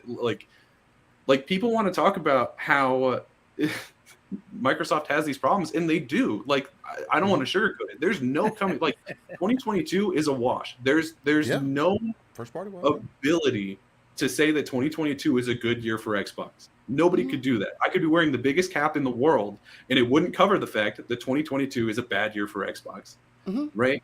But when we look across the board at the entire industry, like, it's a problem for everybody. And people want to be like, oh, well, how come the pandemic is only affecting Xbox? It is not affecting PlayStation or Nintendo. It's like, Nintendo had games backed up. That's why they're doing it. PlayStation, same thing for last year. It did affect them. Yeah, the same thing, Daniel. I mean, you just completely knocking it out of the park. The same thing can be said for Sony. Their first two games of this year were supposed to be out years before. Right. And like it's this really weird situation where it's like we're talking about it on one side and we're focusing entirely on the negative, and we're just pretending that it's not happening. Like, Xbox hasn't been sued for sexual harassment, and people want to talk about, like, oh, well, why is the pandemic only affecting Xbox, right? And it's like, okay, well, because before the pandemic, Xbox was like 5 studios, and it was at the exact time that they were trying to bring those teams in, the pandemic hit, right? So it's like, why are they being so hands off? Probably because when they brought those teams in, they had to be at least 6 feet away from them. Like, what do you think? Like, put some facts together. Well, let me first of all, there's a lot of chatter going on. We have almost 340 people here, which is awesome. Which is awesome. Knowles HDZ says 2001 Halo and Gears and Forza like always. Yeah, you know what, dude? Here's the thing, because obviously they released Highbusters. Was Highbusters last year or 2020? I'm not sure. It might have been 2020. So it was. I think what he meant is Halo and Forza. Listen, folks. Here's my thing, and Daniel, I want you to tackle the question of, are the floodgates going to open, and we'll move on to the final topic, which is the RPGs. I personally have a hard time understanding why we go through this cycle of, well, it's Halo, Gears, and Forza. What's wrong with them putting out games that continue these series. I mean, am I the only one seeing the bigger picture here? No. Did This anybody say that about Ratchet and Clank? Well, no. Let's. Well, Ratchet and Clank Was has good, had 18 right? iterations, but Yeah. let's look Ratchet at was this year. fantastic. Was Yeah, good it though, was. right? Yeah, It was. it But was. That's what it's still a sequel to a long running series, Yep. which a lot of people have for Xbox. I made that Let's- argument a lot of times. Let's look That's at what this matters. year, ladies and gentlemen. Gran Turismo. How many iterations? At least 12. Right? Let's look at God of War. How many iterations? Yes, it's the new God of War, but it's still God of War. 6, 7, Horizon Forbidden West. It is a sequel to the best-selling one of my favorite new IPs for Sony, and of course, The Last of Us. And this one is a running meme. It is the remake of the remaster of the remake from PC, now redone for PS5. So if you're going to use that argument to say Forza, Gears, Halo, don't throw stones in the glass house, folks, because you're going to cut yourself. Sony is doing that this year. They have done it for years on because they continue to go back to games that people want. People want a new Forza. I mean, a new Gran Turismo. People want a new God of War. I want a new God of War. But don't use that argument and think that you're gonna win ass licking but I points think here. Don't do but I that think the because you difference embarrass is- yourself. Yeah, boom. But I think the difference is that Xbox has been relying on Gears, Forza, and Halo for like forever. They And have, because they had no There's nothing wrong with that. All three are fantastic IPs, and Sony, of course, also relies on sequels and sequel of the sequel, and now even the remaster of the remaster. But they also continue to bring out new IPs. Look at the last generation. They had some of the best games were new IPs. With Horizon was absolutely awesome. Yeah, They had Ghost of Tsushima and all these other new IPs. And that's the difference in between Xbox and PlayStation. And so, yeah, I get this argument. Last year was basically Forza and Halo. My two favorite games from last year from the Xbox studios weren't even mentioned. They also had Psychonauts and Age of Empires 4. But yeah, it is a solid argument. And we can't deny that as Xbox fans that Forza, Gears, and Halo have been carrying Xbox first-party games up until this point. They haven't released anything from the new studios outside of Psychonauts. So, yeah, it is an argument. I mean, again, when Microsoft is the little brother of the industry, though, especially when it comes to gaming, console gaming specifically, you would imagine that Sony would even have more or output than just releasing Ghost of Tsushima and the other game that you mentioned. Now, those are going to be for a certain amount of people, but even those games came out towards the end of the generation. Where were the other games to speak of before that? Now, they're going to be for certain people, for sure. But again, you're looking at 2017 where Microsoft only had 6 studios. Yep, Didn't take gaming seriously. It was a 5. And it wasn't a pillar for them. True. So now, and then looking at the competition to where PlayStation is the pillar for Sony, and they've been lackluster on their content side. They've avoided multiplayer games for forever, thinking that it was just going to go to the wayside, I guess. I'm not saying that And then- that the Xbox, the PlayStation No, you're good. portfolio is without flaws, and I'm the biggest critic for instance, when it comes to pricing or diversity in their lineup. But we can really not deny that they released Horizon in 2016, that they had a Days Gone, a Ghost of Tsushima, and so on. They had a killer last generation.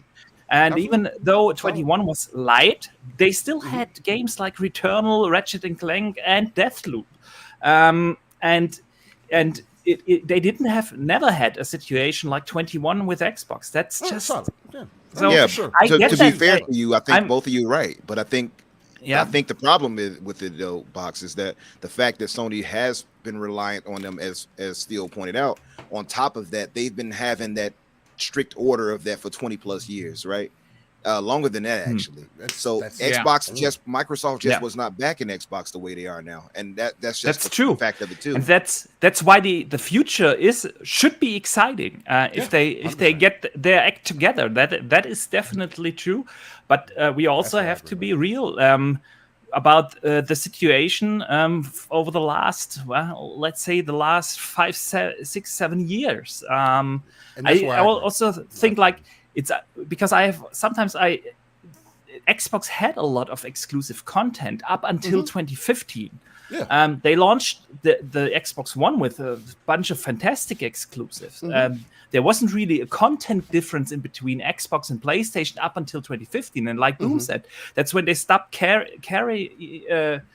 about gaming, and there was this basically like 2 years complete emptiness in effort to make gaming what it is, and then they started to release the One X, and then they started to buy all these studios in 2018, and now Microsoft is a complete different beast when it comes to gaming, but the games aren't here yet. And so it is, in my opinion, it is a fair argument to say that Gears, Forza, and Halo are the only 3 IPs that carried Xbox over the last, let's say, 7 years. I agree with you there, just because that's just a fact, right? But it's but see, none of us look at nuance. At least not none of us, but most of the time, those who make those arguments, they don't look at the nuance of it, and it's because of Microsoft not backing Xbox the way that they are now, that they are in a hole that they are in now, and Sony backing obviously PlayStation as they did, and being as reliant as they are on them, that they have those new IP and they have the fans that they have. Sony makes great games. They deserve their credit, right?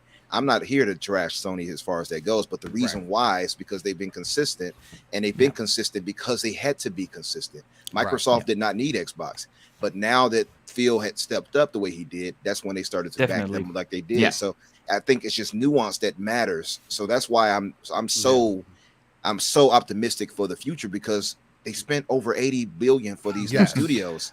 Yeah. You don't do probably that. Probably $100 billion if you accumulate everything. So they're in this for the long haul, and absolutely. I think knowing that, and going from what we had 5 studios and 15 to now to 30 plus, or at least studio teams, at least I think you can be happy knowing that they're headed in the right direction. I think personally, at least that they're going to have a really great 2023 and beyond. And I think they're going to make up for past sins and mistakes personally. But but you're right to be optimistic, to be casual. Exactly. You're right to be cautious, frustrated, and frustrated. But I think personally, our patience is going to be rewarded personally. I agree. Listen, Daniel, before we move on to the final topic, and again, the reason why it's going to be the final topic is because it's such a big one. What in regards to the floodgates opening up, they are coming. 2023 is a perfect example of that. I don't think we're going to see a stout first half, and then Microsoft is going to go and hide in the corner for the second half. I don't know what the second half looks like. Is it Avowed? Potentially. Is it Hellblade? Potentially. I don't know what they have in the pipeline, but we will be getting a lot of games in the second half, I believe. Are the floodgates about to open for Microsoft and Xbox fans?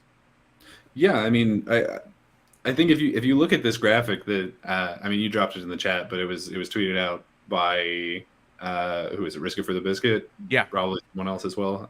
I'm sure everyone's seen it at this point, where it just lists all the projects that they're working on, and it's like, yeah, I mean, eventually these games are going to start coming out, and it's like so many of them are huge. Like you look at basically every one of the 34 teams that Xbox has is working on multiple games. Then you look over at the ridiculous amount of work that Sarah Bond has apparently been putting in, and there's like 40 second or third party deals that have been made.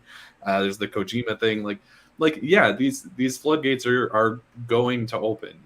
Has it taken too long? Yes, absolutely. Like, I would have loved to have seen these games 2 years ago. I would have loved to have seen these games at the launch of the Series X or even before, right? And so I completely understand why people are upset about it. I think that it's completely justified to be upset that there are no games coming out this year, right? Like, that's unacceptable. And I feel like Xbox knows that, but it doesn't change the fact that it's not a good time for them, right? And when Phil Spencer took over, right, he was sitting in a battleship at the bottom of the ocean, right? And Don Matrick basically left him with some spoons to bail that boat out with, Yep. right? And he 100%. got to work, right? It's taken a lot of time. The boat, it has been bailed out. He brought on somebody like Sarabon. He brought on Matt Booty. They grabbed some spoons. They upgraded to some buckets. They've been bailing this thing out for years. And, it's exactly like Umbra said, right? Up until Phil Spencer took over, Microsoft didn't take Xbox seriously. You watch the Xbox documentary they put out, and they've never really been fully behind Xbox. There's been a small team that was like, we can do this, and they've been able to prove it slowly. And then now, finally, with Phil Spencer, there's full support behind this system and this ecosystem. So I understand people being upset that it's like, this is one of the most wealthy companies in the world. Why are they so far behind all these other people? And it's like, because they were playing with both hands tied behind their back. People poke the sleeping dragon and they spent $80 billion. Like, yeah, the floodgates are going to open. You asked for them to open. Yeah. Nah, I mean, listen, everyone completely knocked this out of the park. I couldn't be more proud to work with these gentlemen, these grown men who came out and dropped knowledge bomb after knowledge bomb. But folks, we got to get into the next topic. And obviously, if you're still here, we have almost 350 people here. Got to ask that you hit the like button. If you're new, and I saw a lot of new faces in here, I don't care whether you're a Sony guy or gal. I don't care if you are a Nintendo guy or gal. Everyone's welcome here, and your opinions are welcome. They may not be the same opinions as ours. The only way you'll get any righteous smoke from me is if you're trolling. If you're being a troll to be a troll, A, you're going to get blocked, and B, I'm going to call you out by name. I don't normally like to do that, but you know what? Sometimes you need a pow pow, as my mom would tell me when I was a kid. And people know what that is, especially if you grew up in the Spanish heritage like I have. Pow pows and chancletas being thrown at you. That's a real thing. But listen, let's talk RPGs, folks, because as much as we just talked about Halo and Forza and Gears, which I don't have a problem with, one of the things that seems to have gone or been left off the conversation table is RPGs and who holds the entire deck. It's not Sony. It's not Nintendo. It is Microsoft. And I'm going to bring up a graphic. And again, this comes the way of Infinite Umber, who posted this. This graphic was from was designed by Xbox News on Twitter at Xbox_news. Definitely give them a follow. They follow me. I follow them. They're constantly doing some great work in the community. They put out this graphic. It shows all the current RPGs that Microsoft owns that are first party. The Elder Scrolls, World of Warcraft, Fallout, Wasteland, Pentiment, which is coming out this year. And again, not my game, but it's going to be a game for somebody. Starfield, Diablo, Avowed, Outer Worlds 2 from Obsidian, which we know they're working on multiple titles, and Fable. Umber, I want you to lead this topic because this is something that you initiated with your tweet. And I think that this is worthy of a conversation because home of the RPG, or at least Western RPG, Microsoft seems to have that on a wrap. And mind you, most of the games I read to you have multiple teams working on other unannounced RPGs, like In Exile, who's working on Unreal Engine 4 third person or first person rather, new IP. That's an RPG. We know that there's been some rumors that Obsidian is going to be taking up the mantle to potentially release a Fallout New Vegas 2. I mean, these are all world-class, top AAA developed RPGs that are Xbox and PC exclusive day one into Game Pass. How big of a deal is this for Xbox players? It's gigantic, in my opinion. I mean, you can even see the feedback and the reaction from people who saw that tweet. And I wasn't even the first person to retweet that. So everybody sees it and they know that it's coming. It's not even a question at this point that Xbox is the home of the Western RPG. I think the only thing that could make them better is if they own BioWare and Mass Effect or something. I don't know. But other than that, or maybe CD Projekt Red. So other than that, though, they're untouchable when it comes to that. But I'll go further than that. They're not only the Western RPG home, in my opinion. I think Xbox is the home of shooters. I think that's unquestionable. Home of racers. Home of racers, the best racer at least. And of course, even just the whole thing of multiplayer focused games, I think Xbox is the king of all of that. And strategy games. Even strategy games. That's a good point too. So yeah. I think as far as how big it is, I think that the fact that you can that they're being the home, and if Microsoft is as smart as I think they are, once they make those games at least specific only to Xbox, at least a lot of them.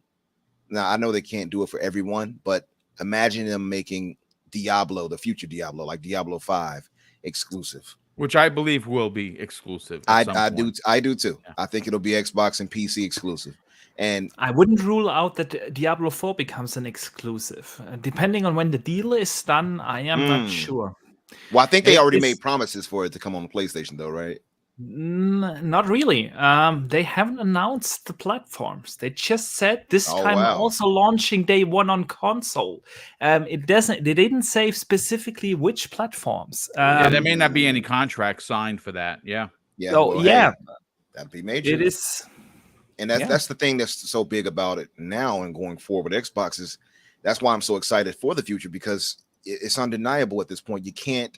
It's only so long that Sony fans, for instance, continue going with Xbox has no games. That narrative is dead now, and they know it. That's why they're on that little death roll with it now and continue trying to drown it out. Because if you go to that tweet of mine, you have plenty of PlayStation fanboys who jumped on it and were talking negatively.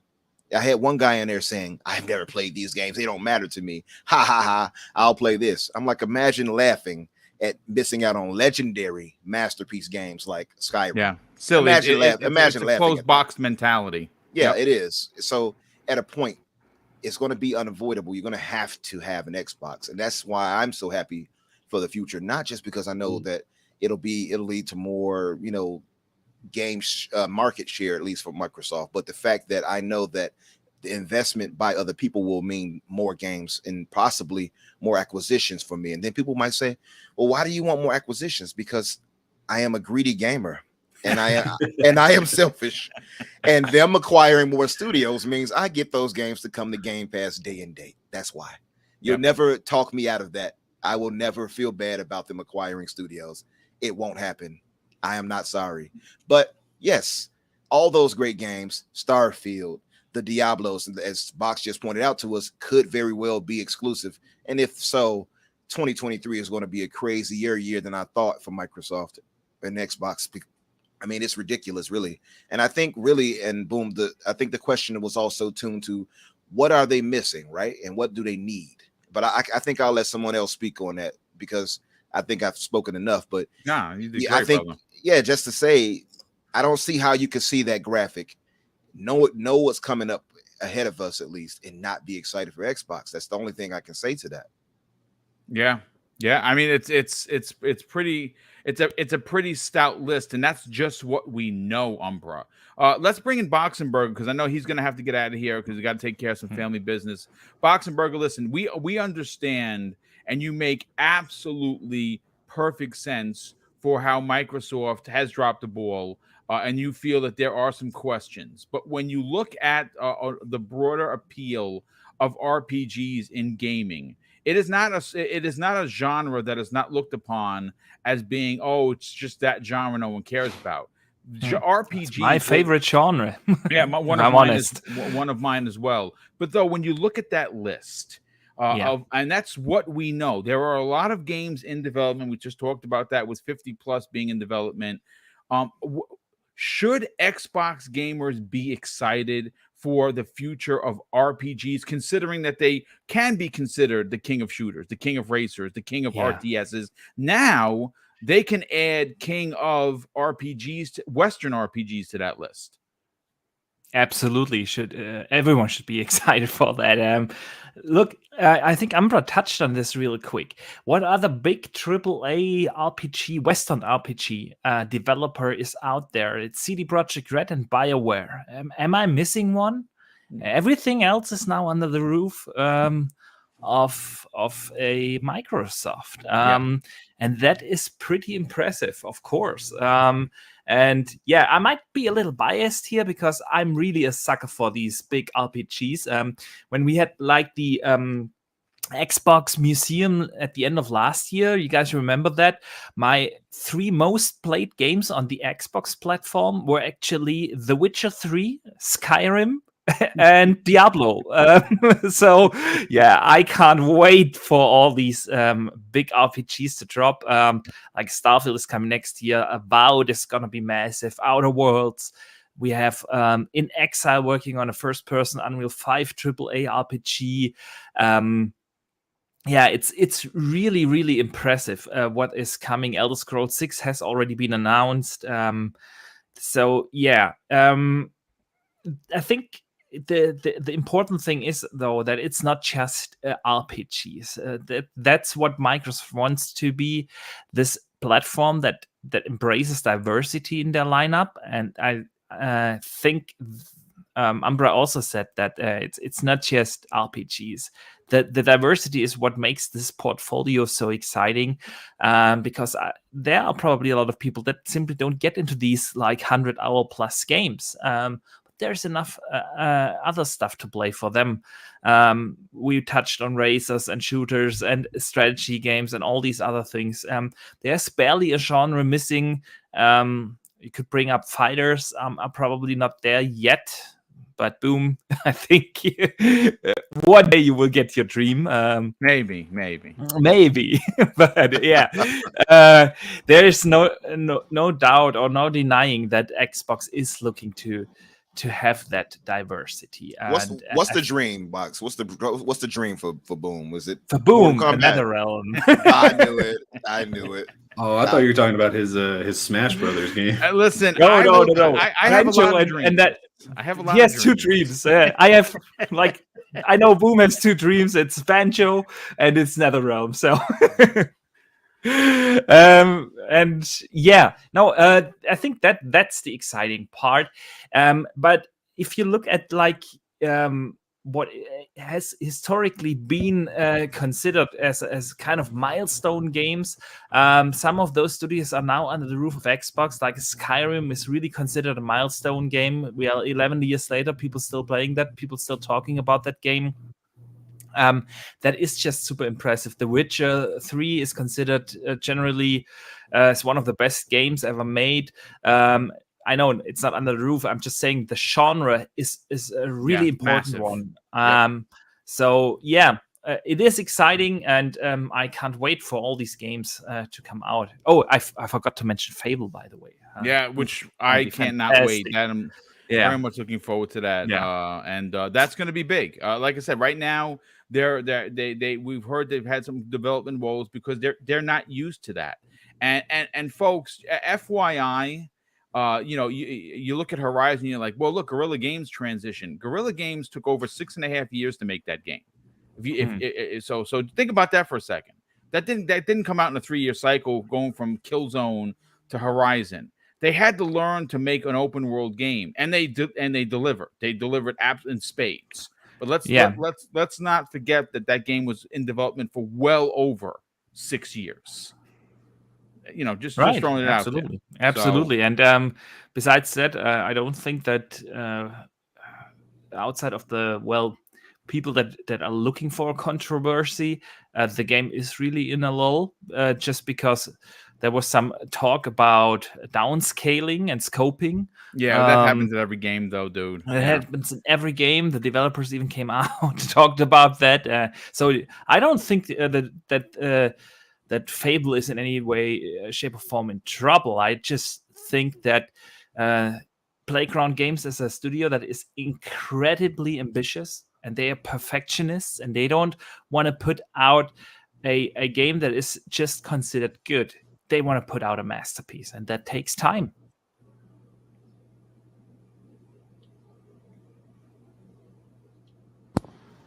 All facts. Boom, I think you're muted. There you go. Sorry about that. Yeah. Steel Rain, let's bring you in on the conversation. Xbox, home of RPGs, on top of everything else that they already have under that umbrella. These are legendary IPs. And plus, on top of what we know is coming, there is a ton that we don't. Should people that are fans of this genre be excited? Oh, now you're on mute.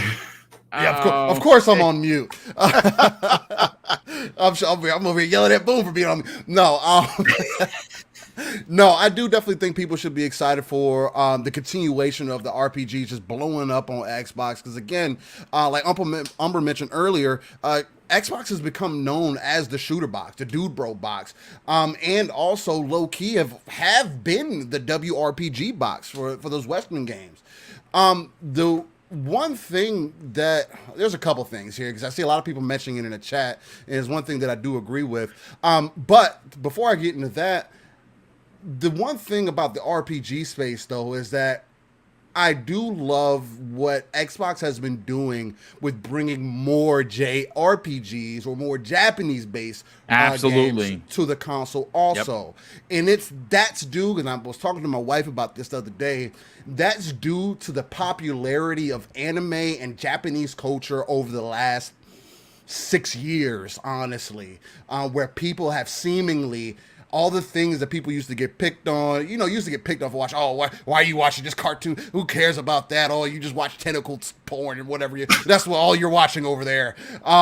Where people are now coming to realize, like, no, you're watching these people. You watch Dragon Ball Z back in the day, or some might have, but there are more stories that are more enveloped and have different layers to these different characters that you can connect with. Like Naruto, for an example, is now seemingly getting all the attention that it should have gotten probably 10 years ago. Mm-hmm. But sometimes things have to age like fine wine, right?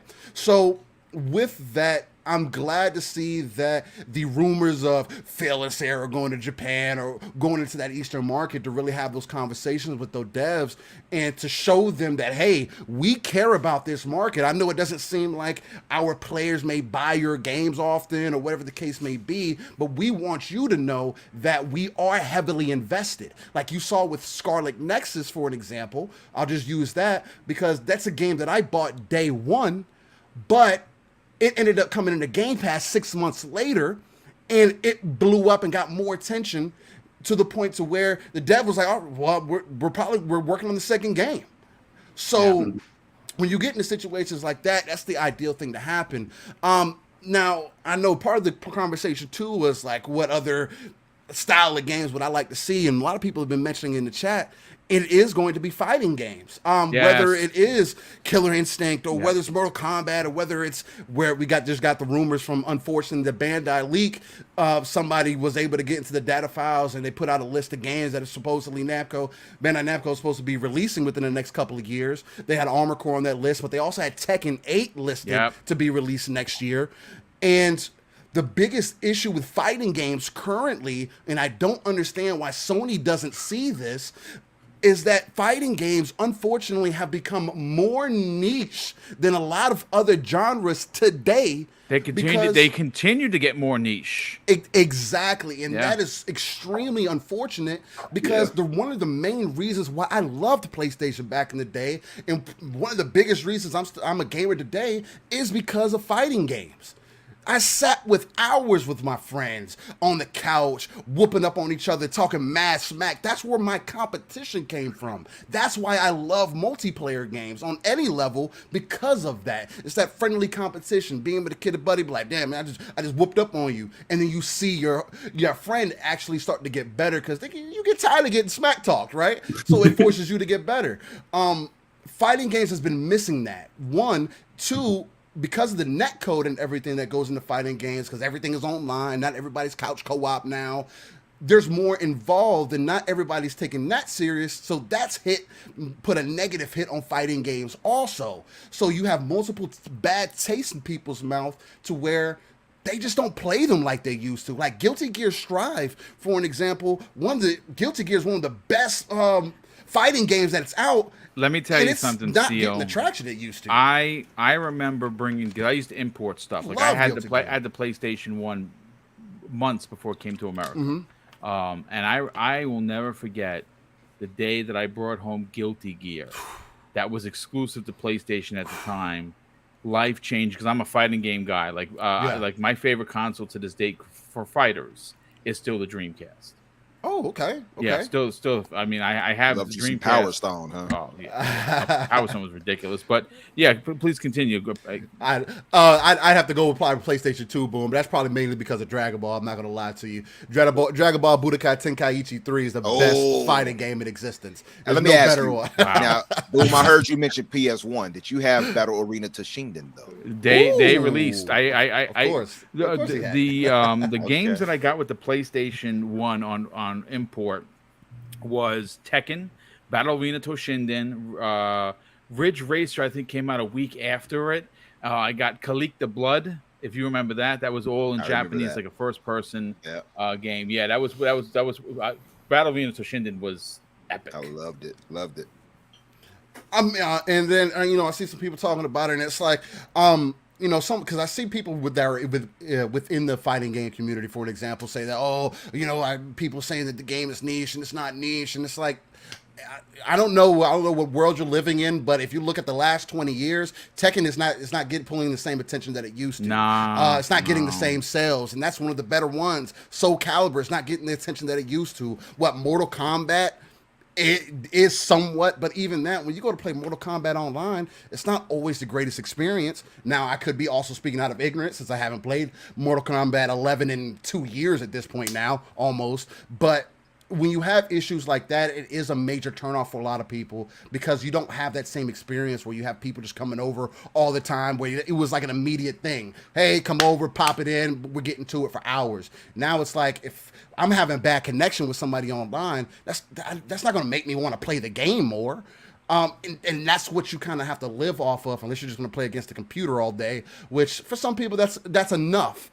But I just don't think that's the main reason, because people like to get better at those games. They go to the competitions. There's an overall point to all that. So that's one of the main aspects I do want to see Xbox kind of double down on, especially with Game Pass, because the one thing that Horizon 5, if anything, has proven to me is that if you put a game in Game Pass and it's of a decent quality, a good quality, people would at least try it.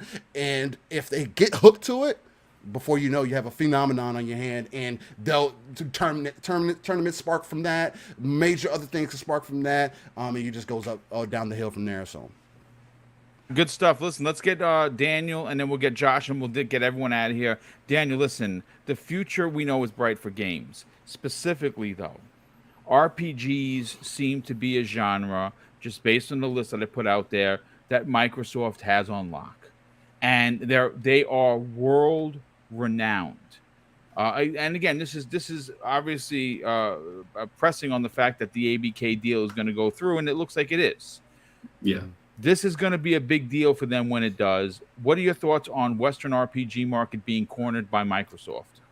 Yeah, so I mean, as far as any one platform holder goes, Xbox is very clearly the king of the Western RPG. I don't think there's any doubting that, right? And it's sort of that thing where I didn't used to be really a huge Xbox fan. Like I was a PS2 kid for the longest time. I actually didn't buy a 360 until probably about a year after Fallout 3 came out, because I saw my friend playing it and I was like, I gotta play that.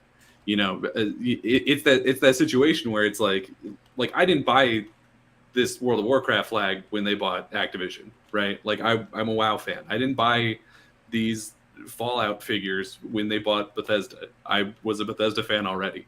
You know what I mean? Like they've been making these choices to bring in communities that already exist, and that's really, really intelligent. The other side of it, right, is that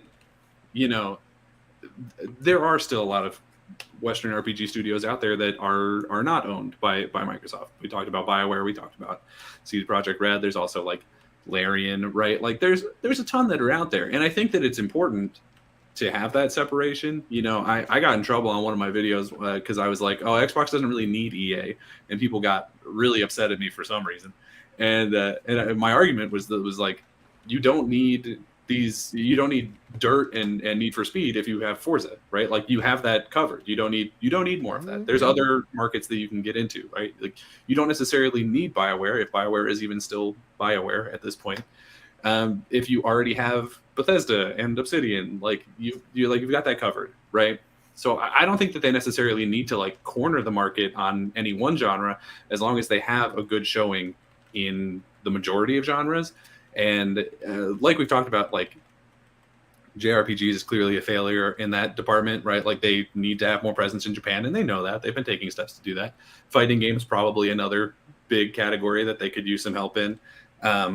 PlayStation clearly has more of an understanding about what the draw of a fighting game is, right? Being that they bought Evo, they had Street Fighter exclusive, right? Like they understand that fighting games are a market, right? I don't care about fighting games because I'm not really a competitive person when it comes to video games. Like I go to video games to relax. I don't need to like be fighting for my life, you know? So it's just, it's not for me. And then of course you have to get into the conversation about how like, wasn't it like 2 Evos ago that was like really problematic? There was like pedophilia and like really gross things happening in that community. Absolutely. Fixing that situation. You know, we want to talk about Xbox having their hands full fixing Activision, and they do. PlayStation's going to have their hands full with Evo as well, unfortunately. But, you know, it is the situation where it's like, as far as Western RPGs go, they are going to be the house for that, because basically all of these other major studios, CD Projekt Red, BioWare, they're probably not going to be bought by a platform holder anytime soon. I don't see CDPR getting bought by PlayStation, and I don't think they can afford EA, so that's unlikely. You know, so they've been just making these really smart moves to bring in the right teams. And so for somebody like me, or like Bach said, him, who are big RPG fans, have always been big RPG fans, it's sort of this situation where it's like, even if you weren't really an Xbox fan before, when Elder Scrolls 6 comes out and it's not on PlayStation, you're going to be playing it on an Xbox. Like you're not going to not play Elder Scrolls 6. Yep, I agree. They've just been making a lot of really smart choices in that category. No, I mean, good stuff. And Josh, close it out, brother. Home of RPGs for Xbox. And like I said, as you can see, they're closing in on a circle. They're closing the circle, I should say. Like I said, they have great shooters. They have great racers. They have great FPS games. Call of Duty is going to become first party. There's a lot lining. The stars are aligning for Xbox. But specifically, their dominance in the Western RPG market cannot be denied. And Daniel actually just made an amazing point. When Elder Scrolls 6 or Fallout whatever comes out, let's say Fallout New Vegas 2 is the next one. If you don't have an Xbox or a PC, you're not playing that game. I can almost guarantee you're going to go out and you're going to buy a PC, or you're going to get an Xbox to play that game. Same thing with the Elder Scrolls. Talk about system seller. Yeah. These are true system sellers. Yeah. Right there. Yeah, absolutely. What are your thoughts on them cornering the market of the Western RPGs? It's business, right? It's business. That's what it boils down to. Like they're making the plays, they're making the moves, and you know, if you're a Nintendo fan, you've got all the JRPGs you want. You know, you're eating well over there. You got Xenoblade 3 coming out, but I mean, come next year, even once Starfield drops and everything, you guys were mentioning Fable. There's the Xbox community will be feasting, and that's, I mean, it's look, I'm not like on the fence, like, or I'm on the team that's like, hey, everything should be exclusive and, you know, whatever, like, but it is what it is. So like it's Microsoft making those big plays that it's plays like this that's gonna push Sony, and this is what we want as gamers, right? Because it's they either gotta Great point. Put out some new, you know, something new to compete to get some more, you know, Western style RPGs. And I know, I mean, you know, I haven't spent much time with Horizon or anything like that. I'm sure there's RPG elements to it, right? That's always all these games nowadays, you know, third person action adventure with RPG elements, you know? So, but again, other than EA, like was mentioned, where you've got like Mass Effect and stuff like that. Yeah, you're pretty much, if you are a Western RPG fan, you better have Game Pass. Depending on how well they get cloud going and everything like that, maybe, we always say buy a PC or an Xbox, but it could be buy a Samsung TV or the Puck or whatever that's coming out too. So that is still an option as well. And it's just, again, adds to the overall value of Game Pass, and that's a good thing.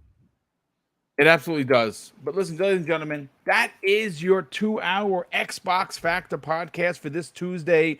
I want to thank everyone. We had over 350 people here, which is awesome to see. A lot of new faces. And again, listen, if you're enjoying the banter, and even if you're not a huge Xbox guy or gal, you're still welcome here.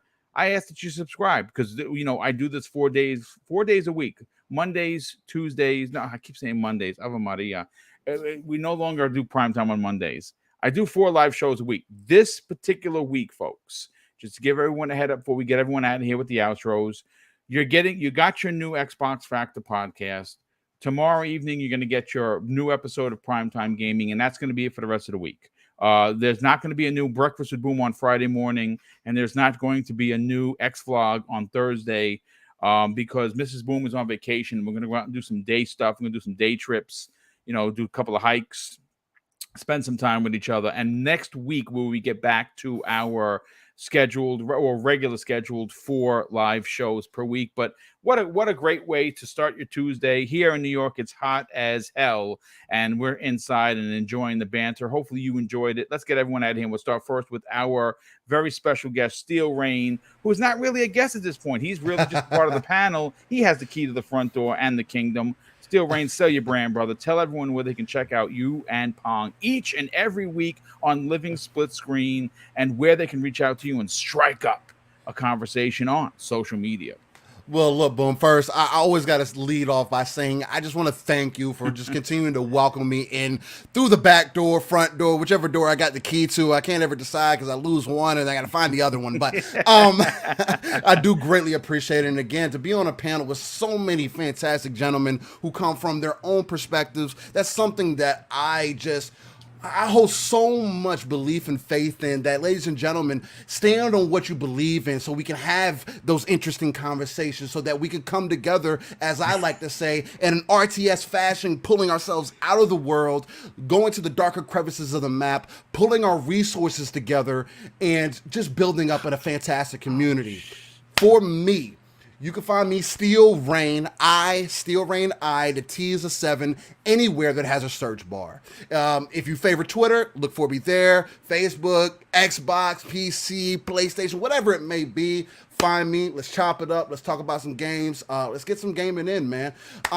Other than that, as Boom stated, every Saturday morning, 9 a.m. Central, 10 a.m. Eastern, and 3 p.m. UK time, you can catch me and my brother from another, Pong Soul, on a non-console-centric platform known as Living Split Screen. Again, where we just talk about everything that's going on with the gaming industry, put our own little personal flair on it, and just give you that live, raw, and uncut authenticity, gaming passion to continue to fuel that golden age of gaming that we are in.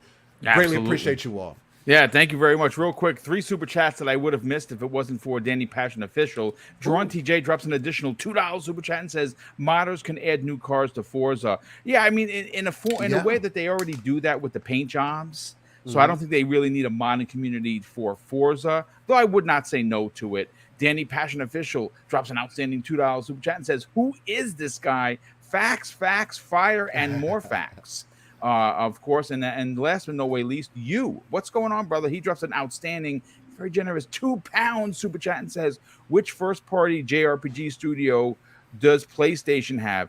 Well, I mean, I already answered him, Boom. Yeah, oh, you did already. It's called Money Hat. It is called Money Hat until they officially buy. That's their exclusive studio. Yes. Until they actually buy Square Enix, which I think they're going to do. But that will not happen this year because they're under investigation from the FTC for Bungie. So you can't see them making a move until Square Enix next year, at least I think. But Infinite Umbra, let's get you on out of here. You got to sell your brand, brother. You got to tell everyone where they can check out the Xbox Infinite podcast and your incredible castmates that are there, led by, of course, Risk It for the Biscuit, Doom Cutie, and who is the fourth person? Jedi Knight Peter. Jedi Knight Peter, yes, who I sir. saw in the chat. And Jedi Knight Peter, we got to get you on this program as well. Sell your brand, brother. Tell everyone where they can check out this show. Now, again, folks, it's BoomStick hashtag approved, meaning that I sanction the show because there's no finger pointing. There is no community nonsense that we see so many other channels that have built their programs on hate. They talk facts. They talk about gaming. They have fun while they're doing it. And it's a program I think that you should definitely check out each and every week. Sell your brand, brother. Talk about it. Thank you, Boom. Thank you. Appreciate that. And I want to give you love, too, for appearing on the podcast with us. And, of course, Kay. I tried to get Steel Rain, but it conflicted with his, too. Yeah. And I gotta bring all you other guys on there if you would be willing to come through, too. So, yeah, it's hosted by Risk It for the Biscuit, who, by the way, unfortunately, him and his family had come down with the big C. I don't want to stay out here and get any strikes. Yeah, but I think they're doing okay overall. So hopefully they'll be over that pretty soon. Yeah, and you guys can catch us on Fridays, 8 o'clock Eastern, on under Risk's channel for the Xbox Infinite podcast. And I just want to thank you guys all for having a great discussion today. And Boom, of course, for you being so gracious to bring me into this, brother. I really appreciate that. And oh yeah, well, I did want to end off on this, on my tried and true quote that everybody knows. Remember, be nice. Oh, wait a minute. Oh no, that's Colt. That's Colt Eastwood. Oops. Trademarked.